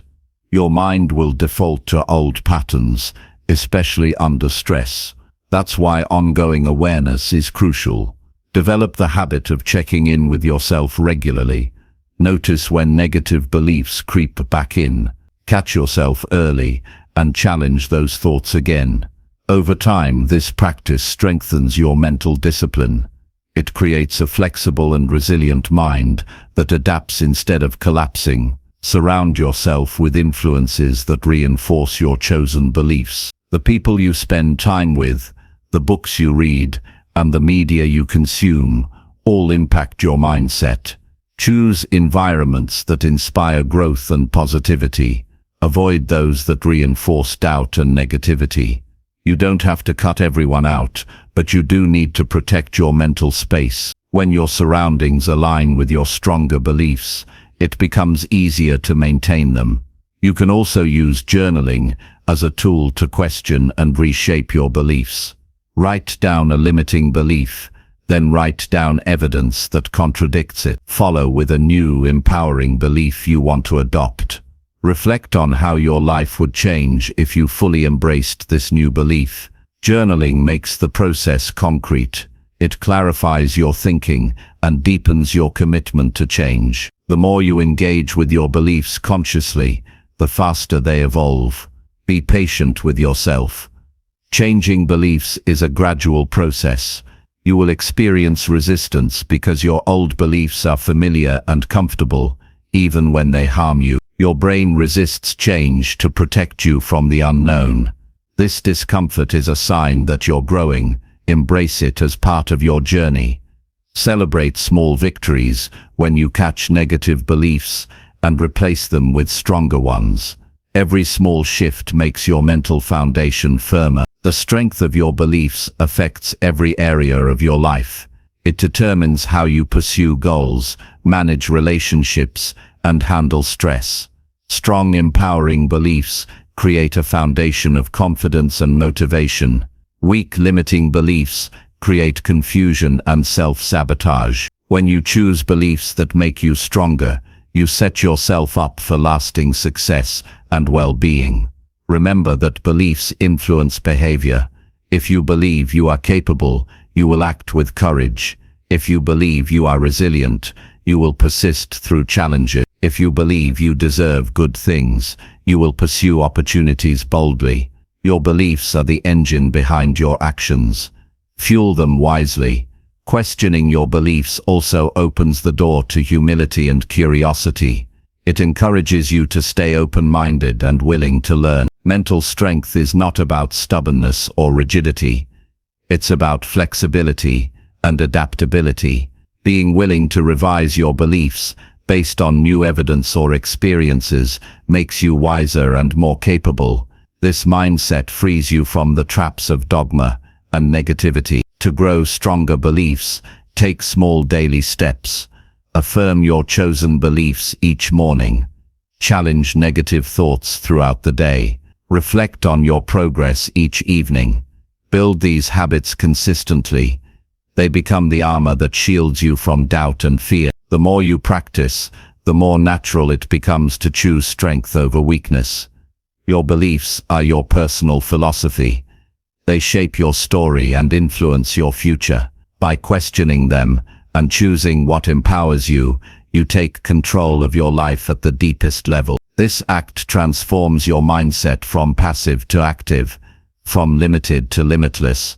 It creates a powerful foundation for every challenge you face. It sets you on the path to win big in life through thoughtful, strategic thinking. Start today by writing down one belief that holds you back. Examine it honestly. Find evidence that disproves it. Choose a stronger belief to replace it. Repeat this process with other beliefs. With time and dedication, your mind will become a source of strength, clarity, and unstoppable resilience. This is how you outsmart challenges and win big in life. Chapter 12. Learn from successful people and copy what actually works. Successful people are not lucky. They reach their goals because they follow proven strategies and habits that work consistently. Instead of reinventing the wheel, they observe what others have done and apply those lessons in their own lives. Learning from success means studying real results, not just theory or opinions. It means paying attention to the actions, mindsets, and routines that create lasting achievement. When you copy what actually works, you shortcut your path to success and avoid common mistakes. This approach is practical, efficient, and grounded in reality. Many people try to figure everything out on their own. They spend years experimenting, failing, and repeating errors unnecessarily. This slows down progress and drains motivation. You don't have to make that choice. You can choose to learn from people who have already succeeded. Seek out mentors, role models, and examples in your field or area of interest. Study their journeys closely. Notice the patterns in their decisions and behaviors. What habits do they prioritize? How do they handle setbacks? What mindset drives their persistence? By answering these questions, you gain a blueprint for your own growth. Imitation is a powerful learning tool. When you mimic the successful habits of others, you reprogram your brain for success. For example, if a successful person wakes up early, exercises daily, and reads regularly, try adopting those habits yourself. See how they affect your energy, focus, and mindset. It's not about copying blindly, but adapting what fits your life and goals. The key is to be deliberate and consistent. Success doesn't come from occasional effort, it comes from repeated action aligned with proven practices. Another benefit of learning from successful people is that it saves you from reinventing mistakes. Every path to success includes obstacles and failures, but those who came before you have already faced many of these challenges. By studying their experiences, you can anticipate difficulties and prepare accordingly. This foresight helps you avoid costly errors and wasted time. It also boosts your confidence because you know you're following a tested route.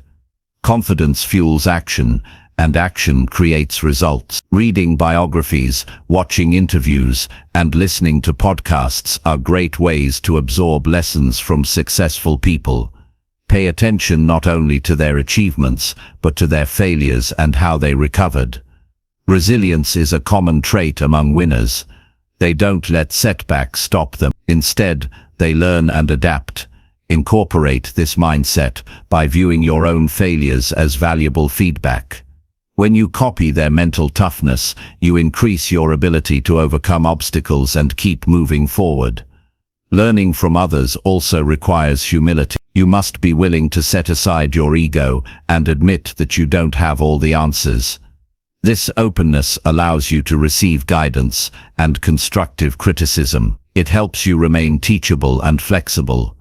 People who resist learning tend to stagnate because they believe they know enough. But growth demands constant learning and adaptation. When you adopt a beginner's mindset, every person you meet and every experience becomes a potential lesson. Successful people often surround themselves with a community that supports their growth. This network provides encouragement, accountability, and inspiration. Copying this strategy means building your own circle of positive influences. Join groups, attend events, and connect with like-minded individuals. Share your goals and progress openly. This environment fuels motivation and keeps you on track. When you see others working hard and succeeding, it challenges you to raise your own standards.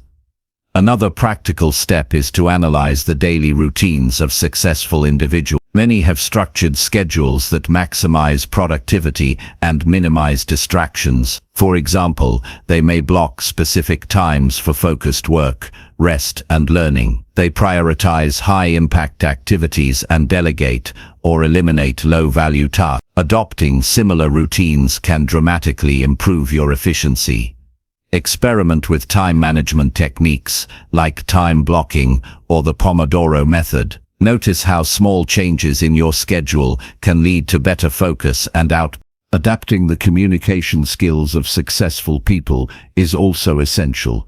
They listen more than they speak. They build strong relationships through empathy and respect.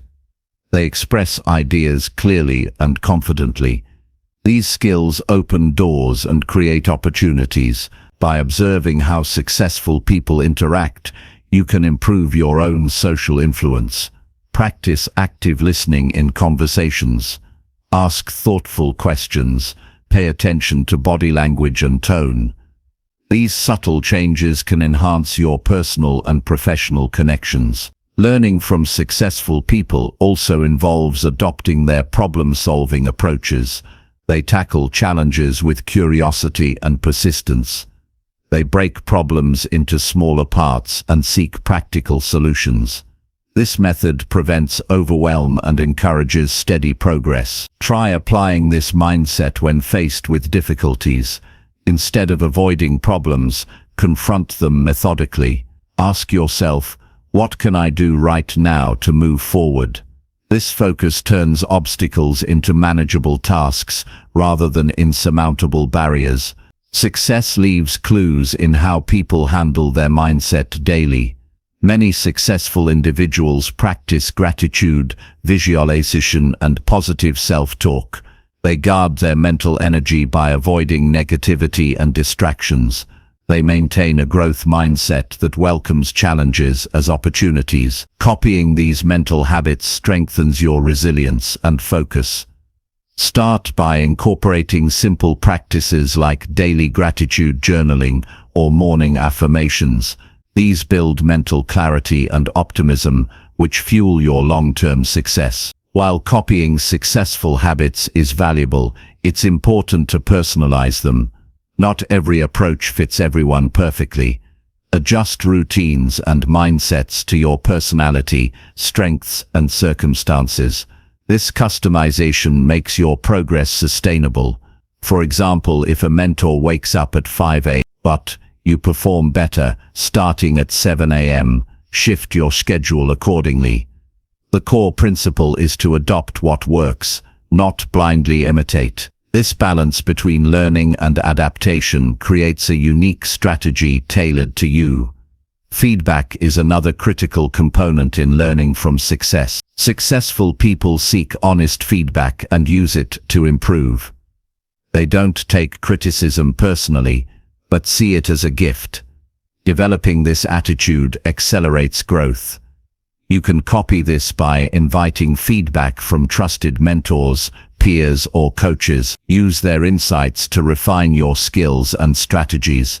Constructive feedback helps you avoid blind spots and enhances your decision-making. Modeling successful people also includes their commitment to continuous learning. They read books, attend seminars, and stay curious about new ideas. This lifelong learning keeps them sharp and adaptable. Emulate this habit by dedicating time to learning every day. Read articles, listen to educational podcasts, or watch tutorials related to your goals. Staying informed and curious expands your perspective and keeps you competitive. Finally, learning from successful people is not about envy or comparison. It's about inspiration and action. Their achievements show what's possible with the right mindset and effort. Use their stories to fuel your motivation, not to feel inadequate. Celebrate your unique journey and progress. Remember that success is personal and multifaceted. Your path will look different, but the principles remain the same. Start today by identifying one successful person you admire. Study their habits, mindset, and routines. Pick one or two strategies that resonate with you. Implement them consistently for at least 30 days.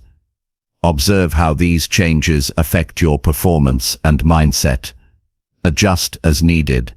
This process of learning and copying what works will create momentum that propels you forward. Success is not a mystery. It is a formula discovered through action and learning. By following proven examples and adapting them to your life, you accelerate your growth and outsmart challenges. Copy what actually works and watch how your life transforms. This practical approach grounds your ambition in reality and leads you to win big in life. Chapter 13. Use problems as feedback and grow through every struggle. Problems are not obstacles meant to stop you, but valuable feedback meant to teach you how to improve. Every struggle you face contains clues about what needs adjustment.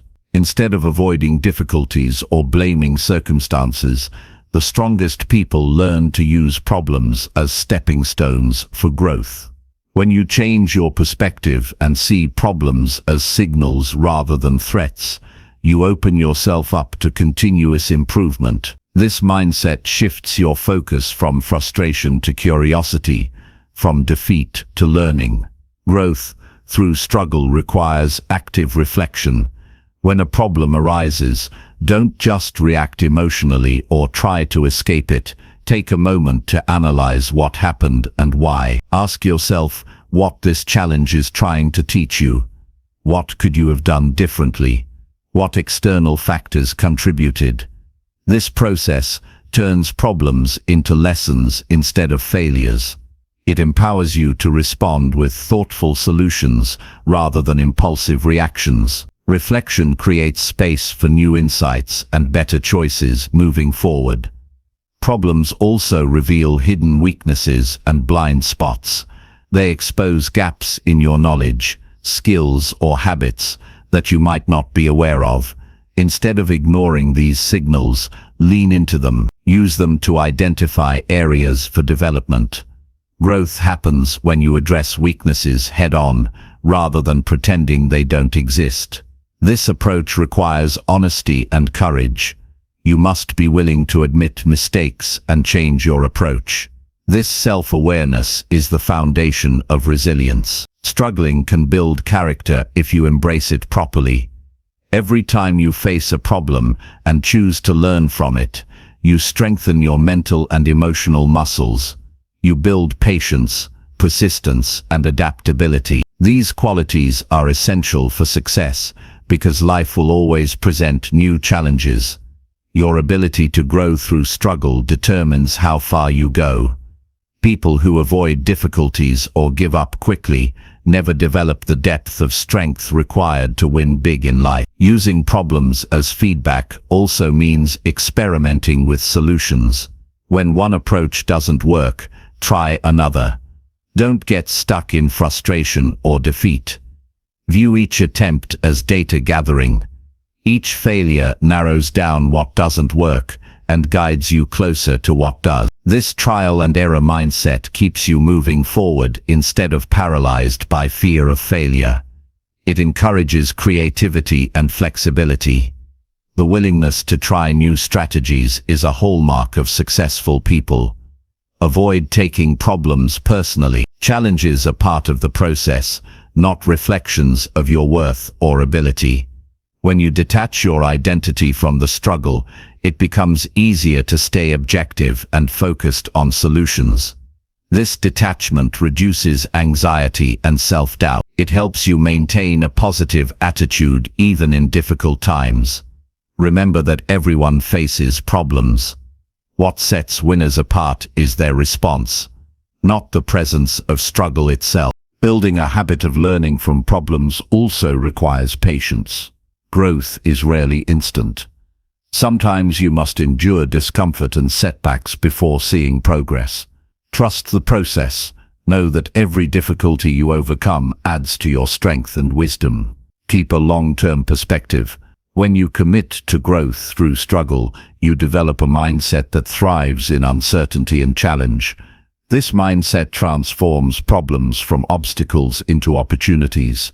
Surround yourself with people who support your growth through challenges. Seek mentors, peers, or friends who view struggles as learning moments. Share your difficulties and listen to their advice. Their perspective can reveal solutions you might have missed. A supportive community also provides encouragement when you feel overwhelmed. Knowing you're not alone makes it easier to keep going. Collaboration turns problems into shared experiences that foster growth. Document your struggles and what you learn from them. Writing down challenges and your responses helps you process emotions and ideas more clearly. It also creates a record of your progress over time. When you review past difficulties, you see how much you've grown. This reflection boosts confidence and motivation. It reminds you that you have overcome problems before and can do it again. Documentation is a powerful tool for turning struggle into success. Avoid falling into the trap of negative self-talk when facing problems.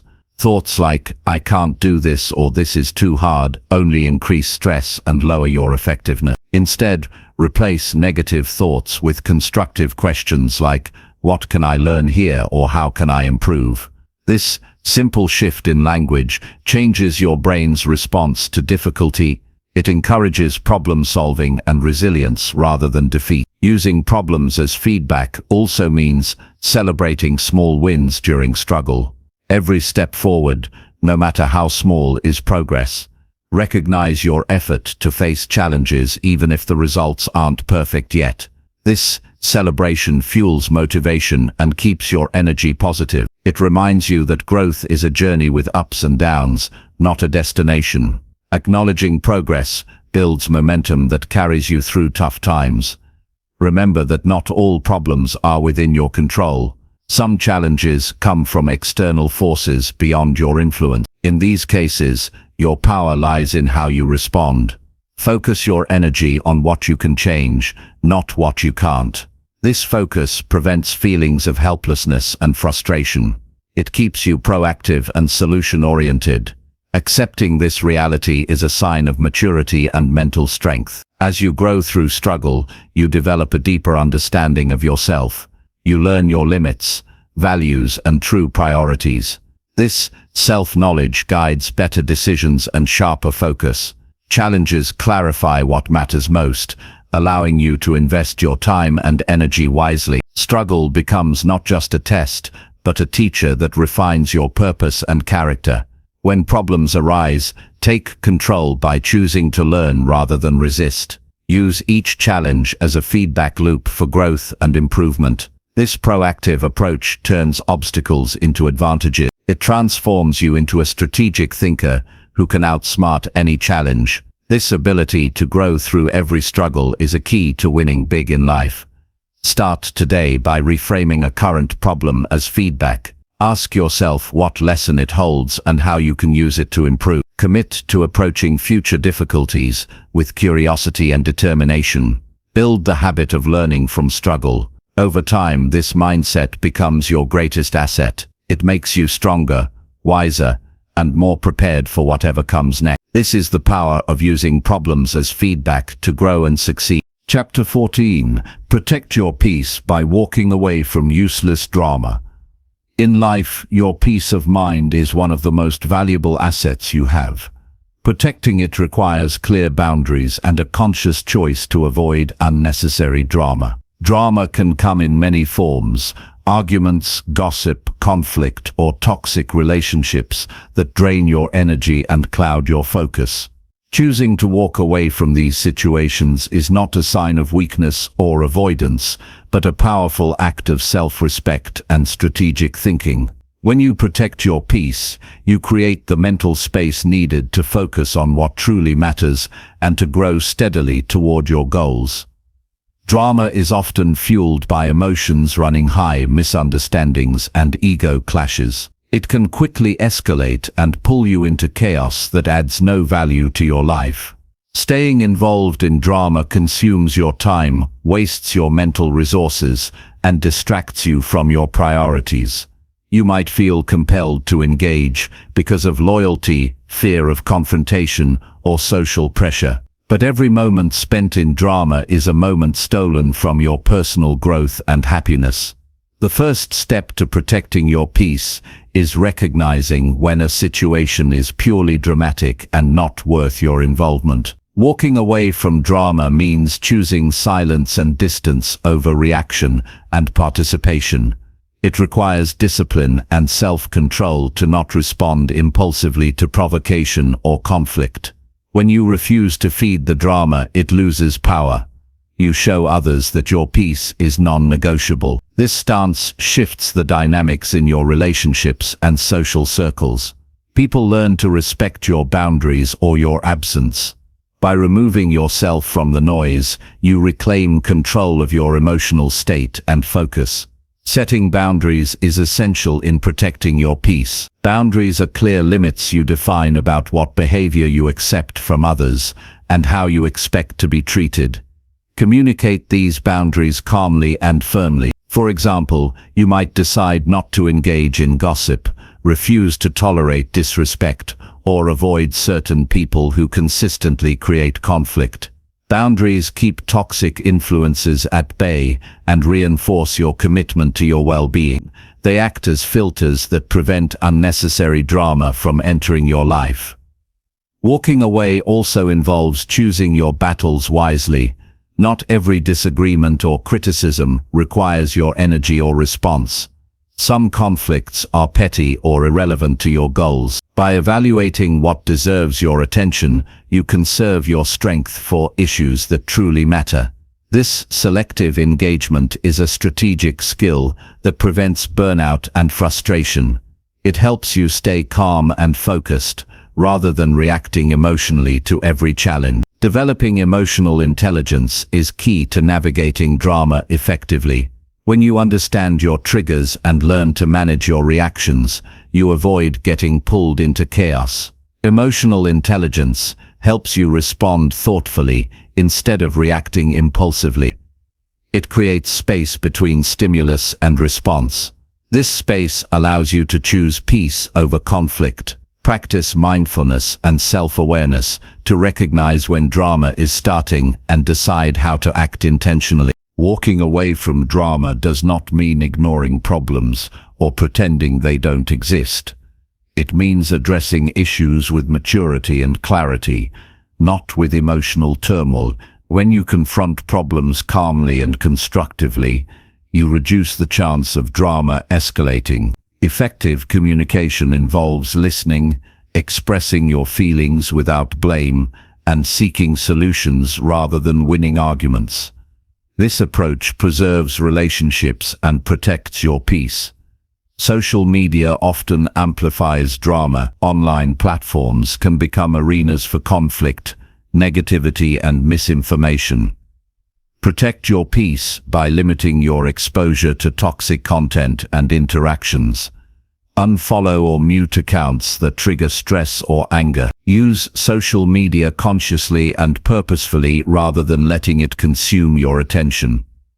Creating a digital boundary is as important as setting boundaries in real life. Surround yourself with people who uplift and support you. Positive relationships create a buffer against drama. When you are around individuals who respect your peace and encourage growth, you feel safe to be yourself. These relationships provide encouragement and constructive feedback instead of conflict and chaos.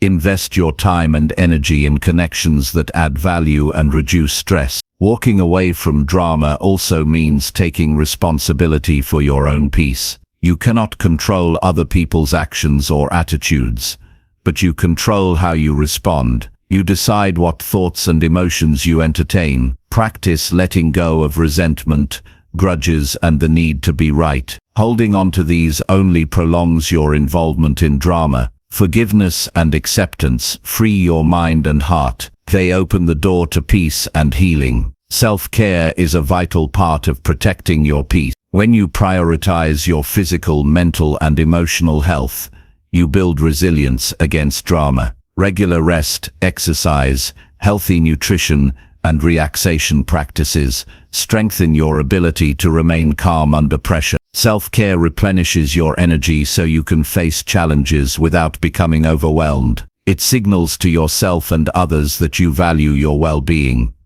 Learn to recognize early warning signs of drama. These might include rising tension in conversations, feeling drained after interactions, or noticing repeated patterns of conflict. When you detect these signs, act quickly to remove yourself or change the subject. Don't wait until you are caught in the middle of chaos. Early intervention protects your peace and prevents escalation. Remember that walking away is a form of courage. It takes strength to choose peace over confrontation, especially when others expect you to engage. This choice empowers you to remain grounded and focused on your purpose. It sends a clear message that you will not be manipulated or distracted by trivial conflicts. Your commitment to peace becomes a foundation for strategic thinking and success. Protecting your peace is a daily practice. It requires vigilance, self-awareness, and clear decision-making. Each time you choose to walk away from useless drama, you reinforce this habit. Over time it becomes second nature. Your life becomes calmer, clearer, and more focused. You conserve energy for what truly matters and build mental strength that supports your growth. Start today by identifying one source of drama in your life. Reflect on how it affects your peace and productivity. Commit to walking away or setting a firm boundary with this source. Practice this choice consistently. Notice how it changes your mood, focus, and relationship. This simple action is a powerful step toward mastering strategic thinking and winning big in life. Walking away from useless drama is not about avoidance, but about prioritization. It is about protecting your inner calm and creating space for progress. It is a powerful strategy that strengthens your resilience and sharpens your focus. When you protect your peace, you create a solid foundation for all your goals and challenges. This foundation supports your journey to outsmart obstacles and win big every day. Chapter 15. Set clear boundaries that protect your values every day. Setting clear boundaries is essential for living a life aligned with your core values and maintaining your personal integrity. Without boundaries, it's easy to become overwhelmed, lose focus and feel drained by others' demands or expectations. Boundaries are the invisible lines that define what you will accept and what you won't tolerate. They act as a form of self-respect and protection that helps you stay true to your principles every single day. When you establish firm boundaries, you safeguard your energy and create a foundation for meaningful growth. First, you must understand your values deeply before setting boundaries. Values are the guiding principles that define who you are and what matters most to you. These could include honesty, respect, kindness, freedom, or responsibility.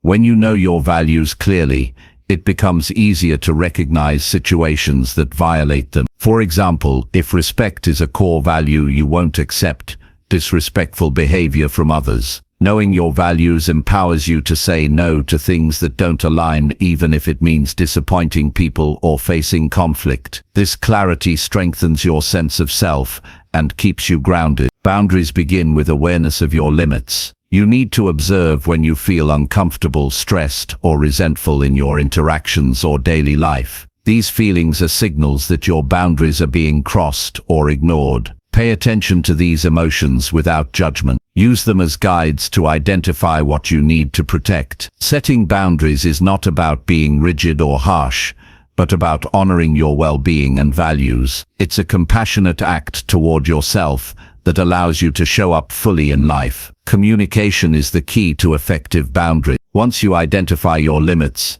you must express them clearly and assertively. This means stating your needs without apologizing or over-explaining. Use simple and direct language to communicate what is acceptable and what is. For instance, you might say, "I need time to focus on my work and cannot take calls during these hours," or "I will not engage in conversations that involve gossip." Clear communication prevents misunderstandings and sets expectations for others. It also demonstrates your commitment to protecting your values. It's natural to face resistance when you start setting boundaries, especially from people who are used to you being available or accommodating. Some may react with confusion, frustration, or even anger. This reaction is often a reflection of their own discomfort with change, not a judgment of your boundaries. Stand firm and remind yourself why you are doing this. Boundaries are necessary for your growth and peace. Over time, others will respect your limits, or choose to distance themselves if they cannot accept them. This process filters your relationships and builds a healthier support system. Consistency is crucial for maintaining boundaries. It's not enough to set them once and hope they stick. You must reinforce your limits regularly and follow through with consequences if they are crossed. Consequences do not have to be harsh, but should be clear and appropriate. For example, if someone repeatedly disrespects your time, you might reduce your availability or limit interaction. Consistency shows that your boundaries are serious and non-negotiable. It builds trust in yourself and signals to others that you value your well-being. Setting boundaries also involves protecting your mental and emotional space. This means being selective about what information, opinions, and influences you allow into your mind.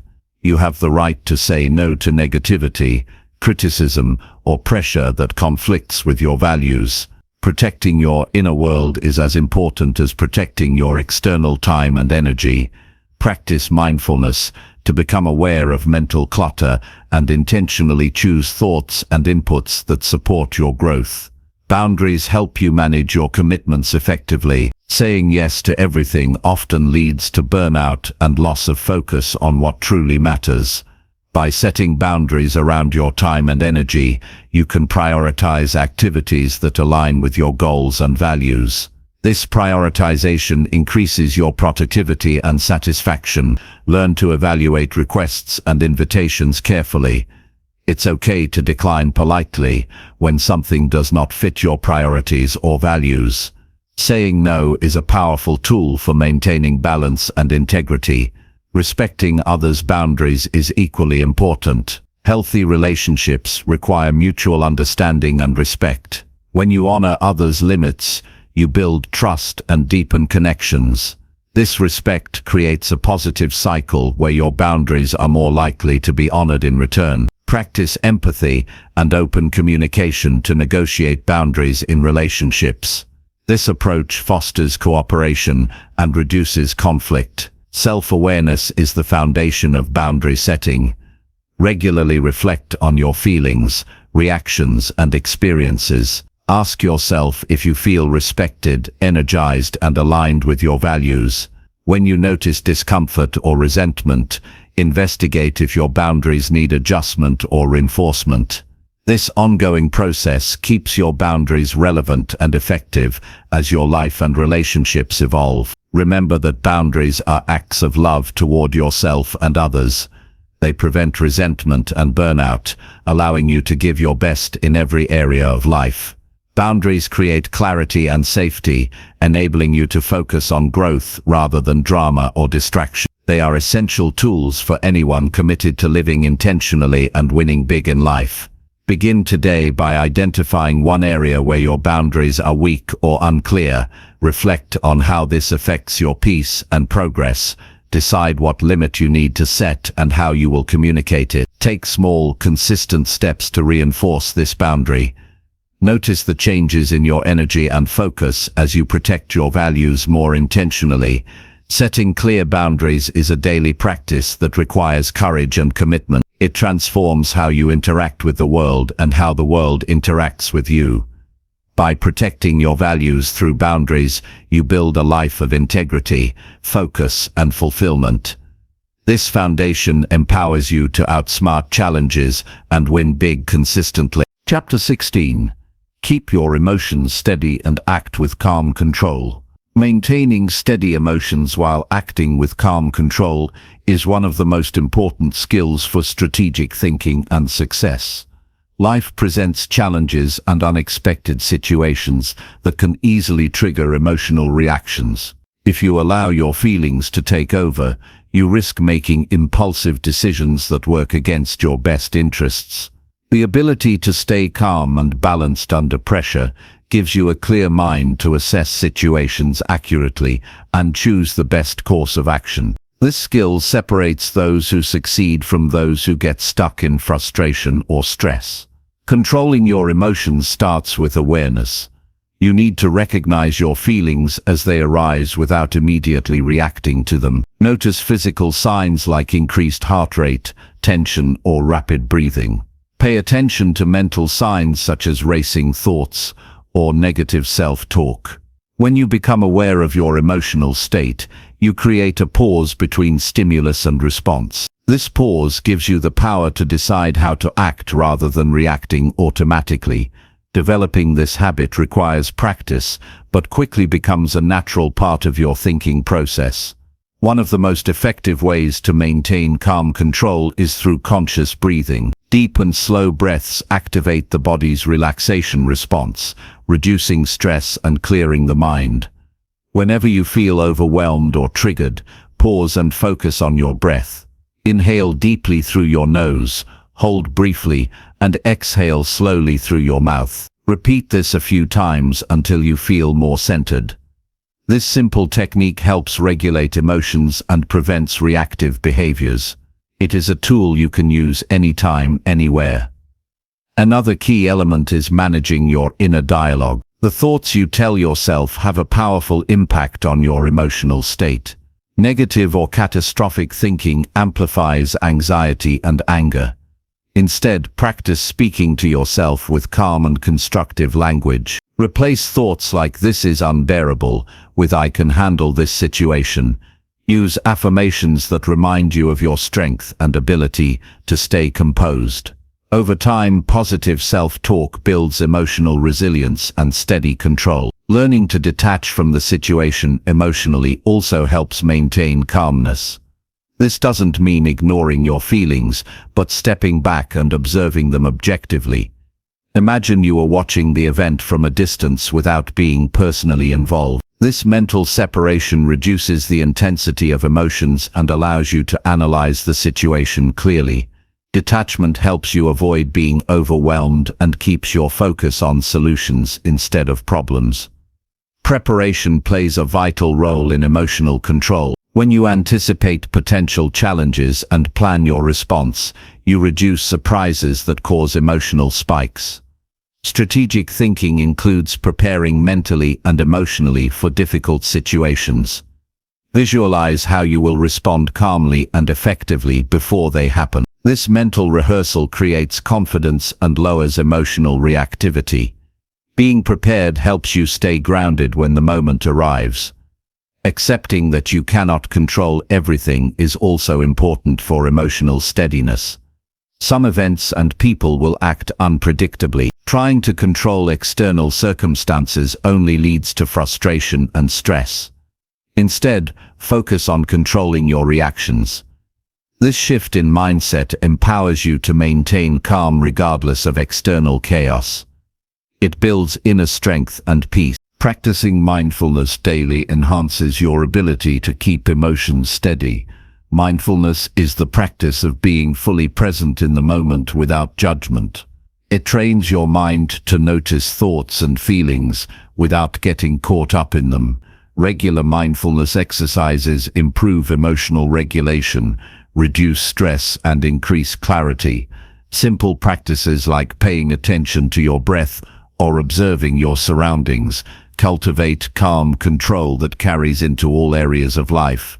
Developing patience supports emotional stability. Many emotional reactions stem from impatience or frustration with how quickly things happen. Patience teaches you to accept delays, setbacks, or slow progress without anger or anxiety. It allows you to remain steady and persistent, even when results are not immediate. Patience combined with calm control creates a powerful mindset for navigating challenges strategically. Surround yourself with calming influences and environments. Your surroundings impact your emotional state. Spend time in places that make you feel peaceful and energized. Limit exposure to negative news, toxic people, or stressful situations when possible. Creating a calm environment supports your inner emotional balance and enhances your ability to think clearly. Effective problem solving also depends on emotional steadiness. When emotions run high, it's easy to overlook details, jump to conclusions, or make poor choices. Calm control allows you to analyze facts, weigh options, and make decisions based on reason rather than impulse. This level-headed approach increases the likelihood of successful outcomes. Train yourself to respond with thoughtful action rather than reactive emotion. It is also essential to recognize that emotional control does not mean suppressing feelings. Bottling up emotions can lead to build-up and eventual outburst. Healthy emotional regulation involves acknowledging your feelings, understanding their source, and expressing them appropriately. Find safe ways to release emotions, such as journaling, talking with a trusted friend, or engaging in physical activity. This release prevents emotional overload while maintaining your overall calm demeanor. Taking care of your physical health impacts emotional stability. Fatigue, poor nutrition, and lack of exercise weaken your body's ability to manage stress. Prioritize sleep, eat balanced meals, and engage in regular movement. These habits strengthen your nervous system and support steady emotional control. When your body feels good, your mind follows. Learning from past emotional reactions also deepens your control. Reflect on moments when you lost calm and analyze what triggered you. Identify patterns and develop strategies to handle similar situations better in the future. Self-reflection promotes growth and reduces repeated emotional pitfalls. Remember that emotional steadiness is a skill built over time. Don't expect perfection or immediate mastery. Each moment of calm control is progress. Celebrate small victories when you respond thoughtfully instead of reacting emotionally. These successes build momentum and confidence. Start today by choosing one situation that usually triggers strong emotions. Practice awareness of your feelings and apply calm breathing before responding. Observe how this changes your reaction and outcome. Commit to expanding this practice in different areas of life. Keeping your emotions steady while acting with calm control is a foundation for wise decisions and personal growth. This skill helps you face challenges without fear or impulsiveness. It allows you to remain focused on your goals and outsmart obstacles. Developing emotional steadiness creates mental clarity and resilience that lead to consistent success. Your ability to stay calm under pressure is a powerful asset for winning big in life. Chapter 17. Speak less and observe more to think more clearly. In a world that often values speaking loudly and frequently, learning to speak less and observe more is a powerful strategy for thinking more clearly and making better decisions. Talking less does not mean being silent or disengaged. It means choosing your words carefully and dedicating more time to understanding the people and situations around you. Observation opens doors to deeper insight and wisdom because it allows you to absorb information without the distraction of your own immediate reactions or opinions. When you focus on observing before speaking, you gain a clearer picture of reality and a better foundation for strategic action. One of the main benefits of speaking less is that it gives your mind the space it needs to process what you hear and see. When you are constantly talking or interrupting, your brain is often busy forming responses rather than fully understanding the message. By consciously holding back your words, you can listen more attentively and notice details that others might miss. This careful listening sharpens your awareness and helps you pick up on important cues like tone, body language, and emotions behind words. These non-verbal signals provide context that deepens your understanding and informs your thinking. Observing more also means paying attention to your surroundings and the environment. It includes noticing patterns, behaviors, and outcomes over time. For example, watching how people behave in different situations reveals a lot about their motivations and values.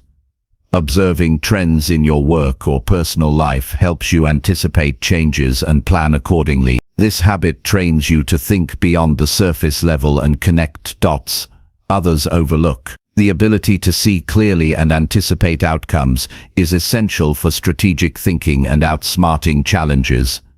Speaking less protects you from saying things you might regret later. Impulsive speech can lead to misunderstandings, conflicts, or revealing too much information. When you pause before speaking, you have the opportunity to consider if your words are necessary, kind, and constructive. This restraint builds your credibility and respect among others. People notice when you speak thoughtfully rather than reactively. Your words carry more weight because they are measured and intentional. This influence enhances your ability to lead and persuade. Another reason to speak less is that it encourages curiosity and humility. When you admit that you don't have all the answers and choose to learn from others, you open yourself to growth. Asking questions and listening creates an environment of mutual respect and trust. People feel valued when you show genuine interest in their perspective. This openness expands your knowledge and helps you see challenges from multiple angles. It also prevents you from falling into the trap of overconfidence or fixed thinking. Observing more requires patience and mindfulness. It means slowing down your mental pace to absorb what is happening fully. Practice being present in conversations and situations without rushing to respond. Notice the thoughts and emotions that arise within you without acting on them immediately.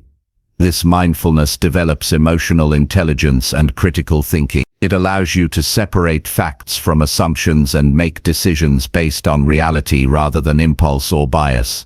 When you speak less and observe more, you improve your problem-solving skills. The insights gained from observation help you identify the root causes of issues instead of addressing only surface symptoms.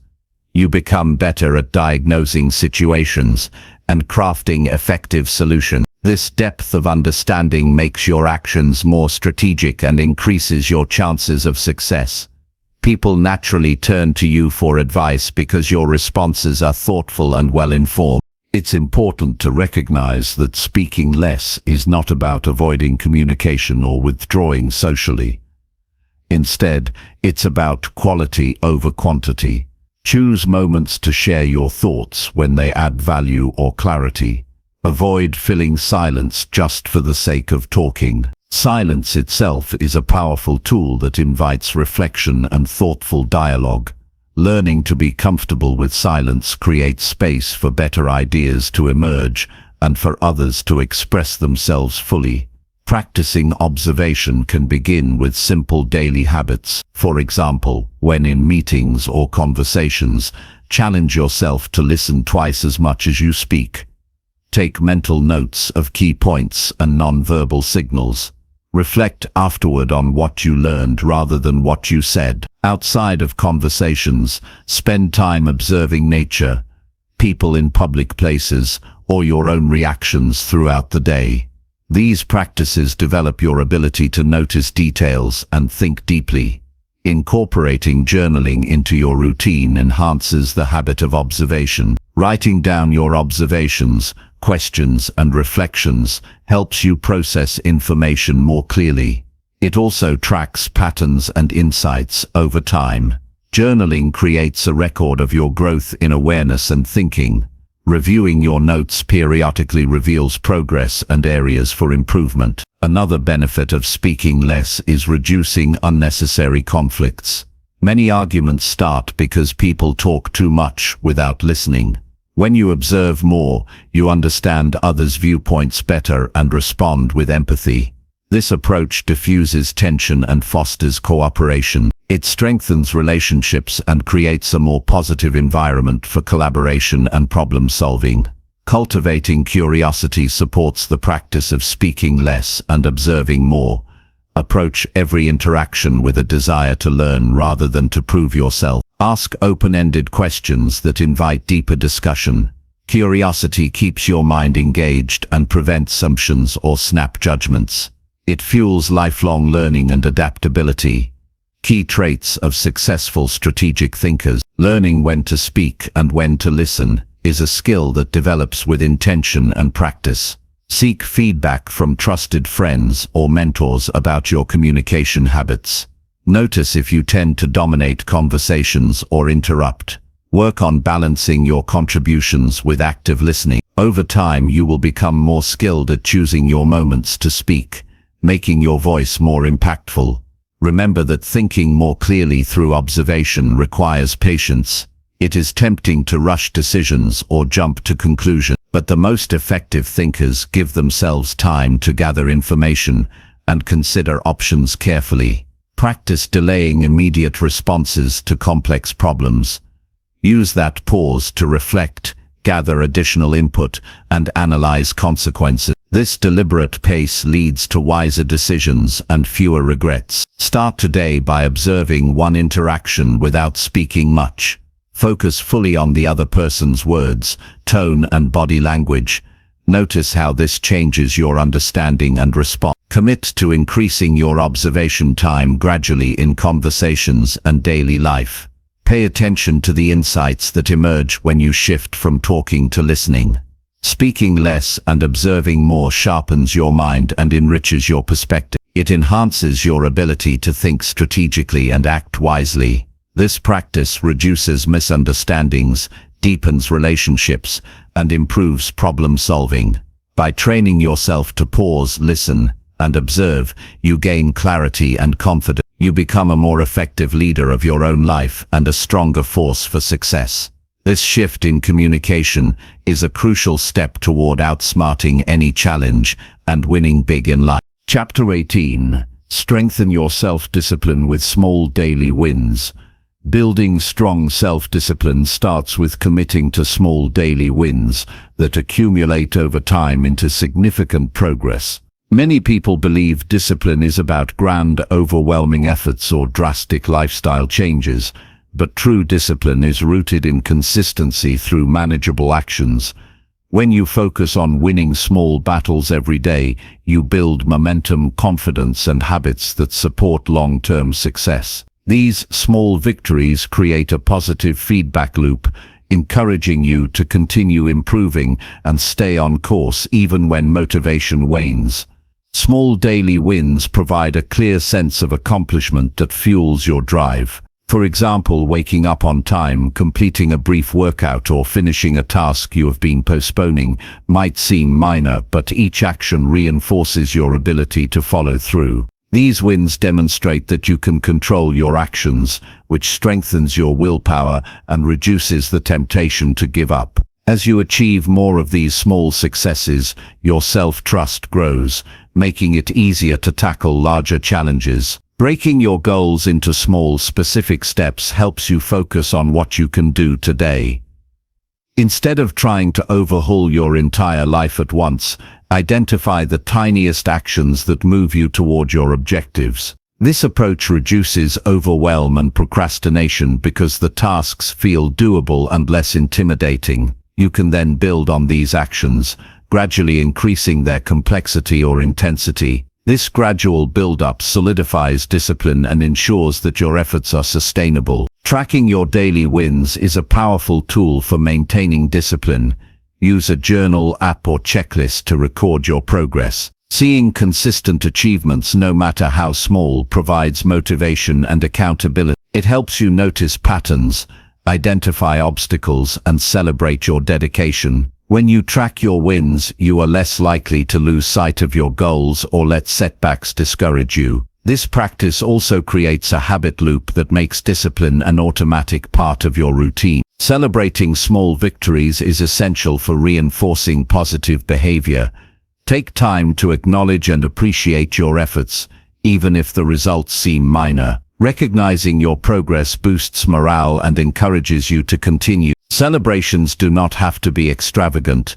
A simple moment of reflection, sharing your success with a friend, or rewarding yourself with a healthy treat can reinforce the habit. Positive reinforcement strengthens neural pathways connected to discipline, making it easier to repeat the behavior. Building self-discipline through small wins also involves learning to manage distractions and temptations. When you successfully resist a short-term urge that conflicts with your goals, you strengthen your self-control. These moments of choice are like workouts for your willpower. The more you practice saying no to distractions, the more resilient your discipline becomes. Over time, resisting small temptations prepares you to handle bigger challenges without faltering. Another key to strengthening discipline is consistency. Discipline is not about perfection, but about showing up every day, even when you don't feel like it. Small daily wins require commitment and persistence. It's normal to face days when motivation is low or circumstances are difficult. On those days, doing even a minimal action toward your goal keeps the momentum alive.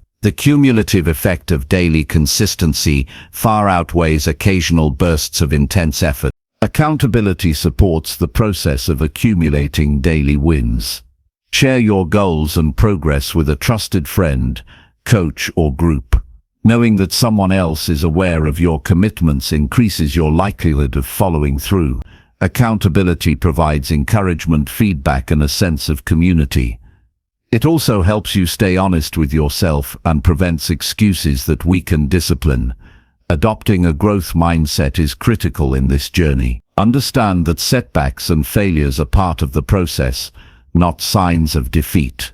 When you experience difficulties, view them as opportunities to learn and adjust your approach. This mindset helps you stay focused on progress rather than perfection. It keeps your motivation high and your self-discipline strong, even in the face of obstacles. Visualization can enhance your commitment to daily wins. Take a few moments each day to imagine yourself successfully completing your small tasks. Picture the satisfaction and benefits you will gain from consistent effort. Visualization primes your brain for success and increases your likelihood of taking action. It also connects your daily actions to your larger vision, making discipline feel purposeful and rewarding. Environment plays a significant role in supporting self-discipline. Design your surroundings to encourage positive habits and minimize distractions. For example, keep your workspace organized, remove tempting items that hinder your goals, or set reminders to stay on track. A supportive environment reduces the need for constant willpower and makes daily wins easier to achieve. Regularly assess and adjust your environment to maintain alignment with your discipline goals. Time management is another critical factor. Allocate specific times for important tasks and treat them as non-negotiable appointments. Scheduling creates structure and reduces procrastination. When you dedicate focused time to your priorities, you increase the chances of daily success. Use techniques like the Pomodoro method or time blocking to maximize productivity and maintain discipline. Self-reflection is an important habit that strengthens discipline.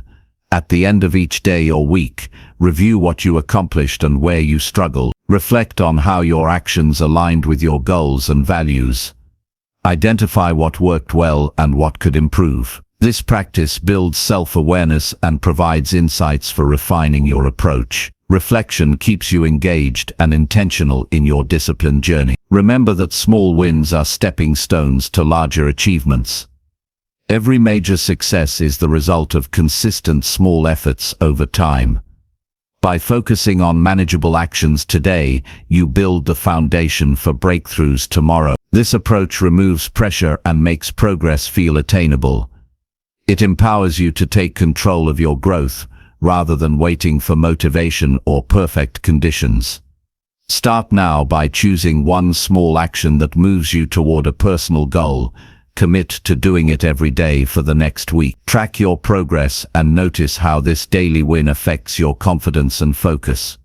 Gradually add more small wins to your routine and watch how your self-discipline strengthens naturally. Strengthening self-discipline with small daily wins is a practical, effective strategy for lasting change. It builds confidence, momentum, and habits that support your highest goals. This steady approach empowers you to overcome challenges, avoid burnout, and stay committed to your vision. The power of small, consistent victories sets you on a path to outsmart obstacles and win big in life. Chapter 19. Measure your progress weekly and upgrade your strategy fast. Measuring your progress on a weekly basis is a critical habit that keeps your goals visible and your efforts on track. It allows you to pause, reflect, and gain clarity about what is working and what is not. Without regular measurement, it's easy to lose sight of your objectives or continue investing time and energy in strategies that produce little or no results. By reviewing your progress every week, you create a rhythm of accountability that strengthens your focus and drives continuous improvement. Start by defining clear, measurable goals that can be tracked easily. These goals should be specific enough to know when progress is made. For example, rather than saying, "I want to be healthier," say, "I will exercise 3 times a week," or "I will eat vegetables in every meal." Having concrete targets allows you to assess your performance objectively. When you measure weekly, you can see if you met your targets or if adjustments are needed. Use simple tools like journals, spreadsheets, or apps to record your progress. Writing down your achievements and setbacks provides a visual representation of your journey. This record keeps you honest and motivated. It also highlights trends over time, showing patterns of consistency or inconsistency. This awareness is vital because it informs your decisions about how to improve your strategy moving forward. Analyzing your weekly results requires honest self-reflection. Celebrate the wins, no matter how small, to build confidence and momentum. At the same time, critically examine areas where you fell short. Identify specific obstacles, behaviors, or circumstances that hindered your progress. Avoid blaming external factors and focus on what you can control. This mindset empowers you to take responsibility and find solutions. Upgrading your strategy quickly is just as important as measuring progress. Once you identify what is not working, you must act swiftly to change your approach. Sticking to ineffective methods wastes valuable time and energy. Being flexible and adaptive is a hallmark of strategic thinking. Don't hesitate to try new tactics, experiment with different routines, or seek advice from trusted sources. Rapid adjustments help you stay aligned with your goals and maximize your chances of success. To upgrade effectively, break down your strategy into components such as habits, routines, mindset, and external resources. Evaluate each part separately to pinpoint which elements need change. For instance, if your workout plan isn't delivering results, consider adjusting the intensity, frequency, or type of exercise. If your mindset is negative, introduce affirmations or visualization techniques. Small tweaks in multiple areas can create significant overall improvement. Avoid falling into the trap of perfectionism during your weekly reviews. Progress is rarely linear, and setbacks are normal. The goal is to learn and adapt, not to achieve flawless execution immediately. Treat your strategy as a living plan that evolves with your experience and circumstances. This flexible approach reduces frustration and keeps you motivated to continue. Seek feedback from others to enhance your strategy upgrades. Sometimes an outside perspective reveals blind spots or opportunities you might miss on your own. Share your progress and challenges with mentors, peers, or supportive friends. Their input can provide fresh ideas and encouragement. Collaboration enriches your understanding and broadens your options.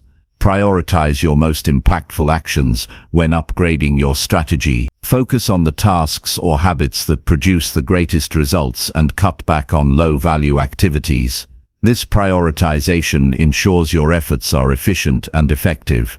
Use the Pareto principle, which states that roughly 80% of outcomes come from 20% of actions, to guide your focus. Concentrate on what matters most to accelerate progress. Time management plays a key role in successful weekly measurement and strategy upgrades. Allocate specific times each week, dedicated to review and planning. Treat this time as sacred and non-negotiable. Having a regular appointment with yourself creates consistency and reinforces the habit. Use this time to update your records, reflect deeply, and adjust your plan thoughtfully. Maintain a positive attitude during your weekly process. Viewing reviews as opportunities for growth rather than judgment fosters resilience. Remind yourself that every adjustment brings you closer to your goals. Celebrate your commitment to improvement and the courage it takes to face reality honestly. A constructive mindset fuels ongoing motivation and focus. Remember to set realistic expectations for progress. Some goals require patience and long-term effort. Weekly measurement helps you stay patient by showing incremental improvement. It also prevents discouragement by highlighting even the smallest gains. Recognizing progress builds momentum and confidence that sustain you through challenges. Start today by scheduling a weekly review session. Decide on a consistent day and time that works for you. Prepare your tracking tools and set a quiet space for reflection. Commit to this practice for at least a month to develop the habit. Notice how the clarity and control you gain impact your motivation and result. Measuring your progress weekly and upgrading your strategy fast creates a cycle of continuous growth. This practice ensures you remain focused, adaptable, and effective in pursuing your goals. It transforms vague intentions into concrete achievement. By holding yourself accountable regularly and being willing to adjust, you outsmart obstacles and win big consistently. This disciplined approach to progress is a key to lasting success and fulfillment. Chapter 20. Commit to long-term growth and never stop improving. Committing to long-term growth requires a mindset that embraces continuous learning and improvement as a lifelong journey rather than a destination. Growth is not a one-time event or achievement. It is an ongoing process that demands dedication, patience, and resilience. When you fully commit to this path, you open yourself up to endless possibilities for development in every area of your life. This commitment means showing up consistently, even when progress feels slow or challenges arise. Long-term growth starts with setting a clear vision for the future. Without a guiding purpose, it's easy to lose motivation or wander aimlessly. Define what growth means for you personally and professionally. Reflect on the kind of person you want to become and the skills you want to master. This vision acts as a compass that directs your daily actions and decisions. Keep it visible and revisit it often to remind yourself why the journey matters. Understanding that setbacks are natural is crucial to sustaining long-term growth. No one advances in a straight line without obstacles. Failure, mistakes, and disappointments are inevitable parts of progress. Instead of fearing these experiences, learn to welcome them as opportunities to gain insight and strength. Each challenge teaches you valuable lessons that refine your approach and deepen your resilience. Viewing setbacks as feedback rather than defeat transforms how you respond and grow. Consistency is the backbone of lasting improvement. Small daily habits and efforts compound over time into remarkable change. You do not need to make massive leaps all at once. Persistent, steady action produces exponential results. The key is to commit to regular practice of skills, reflection, and self-assessment. When you build routines that support growth, you create a foundation that sustains you through fluctuations in motivation or external circumstances. Continuous learning fuels long-term growth. Adopt the attitude of a lifelong student who is always curious and open to new knowledge. Read books, listen to experts, take courses, and engage in meaningful conversations. Seek feedback actively and apply it constructively. The world is constantly evolving, and so must you. Staying open to new ideas and adapting to change keeps your mind sharp and your skills relevant. Growth also depends on surrounding yourself with the right influences. Build a community of supportive and ambitious people who encourage your development. Avoid toxic relationships that drain your energy or limit your potential. Positive environments inspire you to reach higher and hold you accountable. Collaborating with others exposes you to diverse perspectives and opportunities for learning. Setting goals is important, but long-term growth requires flexibility in how you pursue them. Life circumstances change, and rigid plans can become obstacles if they do not evolve. Be willing to reassess your goals periodically and adjust your strategies as needed. This adaptability ensures that your growth remains aligned with your values and current realities. It prevents stagnation and keeps your journey relevant and meaningful. Celebrate progress regularly to maintain motivation over the long haul. Acknowledge milestones and personal breakthroughs, no matter how small. Celebrations reinforce positive behavior and build momentum. Recognizing growth boosts confidence and reminds you that your efforts are producing results. This positive reinforcement is especially important during times when progress feels slow or invisible. Cultivating patience supports your commitment to ongoing improvement. Growth takes time, and results are not always immediate. Avoid comparing your pace to others or expecting overnight success. Instead, focus on your personal journey and trust that consistent effort leads to transformation. Patience helps you endure difficult phases and prevents burnout or discouragement. Self-discipline plays a vital role in sustaining long-term growth. Staying committed to your practices and goals requires willpower and focus. Discipline enables you to push through distractions, laziness, or temporary setbacks, Strengthening this trait involves creating structures and habits that support your progress. Over time, disciplined action becomes automatic and effortless. Reflection deepens your growth by allowing you to learn from your experiences. Regularly set aside time to review what you have accomplished and where you can improve. Honest self-assessment builds self-awareness and clarity. It helps you identify blind spots and develop strategies to overcome them. Reflection transforms raw experience into meaningful growth. Developing resilience equips you to face inevitable challenges on your growth journey. Resilience is the capacity to recover quickly from difficulties and adapt to change. It strengthens your mental and emotional toughness. Building resilience involves cultivating optimism, maintaining perspective, and practicing self-care. Resilient individuals view challenges as temporary and solvable, which keeps them moving forward. Long-term growth thrives on a sense of purpose beyond personal gain. Connect your development to something larger than yourself. This might be your family, community, career mission, or contribution to society. A strong sense of purpose provides meaning and motivation when the path gets tough. It transforms growth from a selfish pursuit into a fulfilling mission. Balance is essential in sustaining growth without burnout. While dedication is important, rest and recovery are equally vital. Ensure you nurture your physical, mental, and emotional health. Engage in activities that recharge you and provide joy outside your goals. Balanced growth creates sustainability and prevents exhaustion. Embracing change is fundamental to continuous improvement.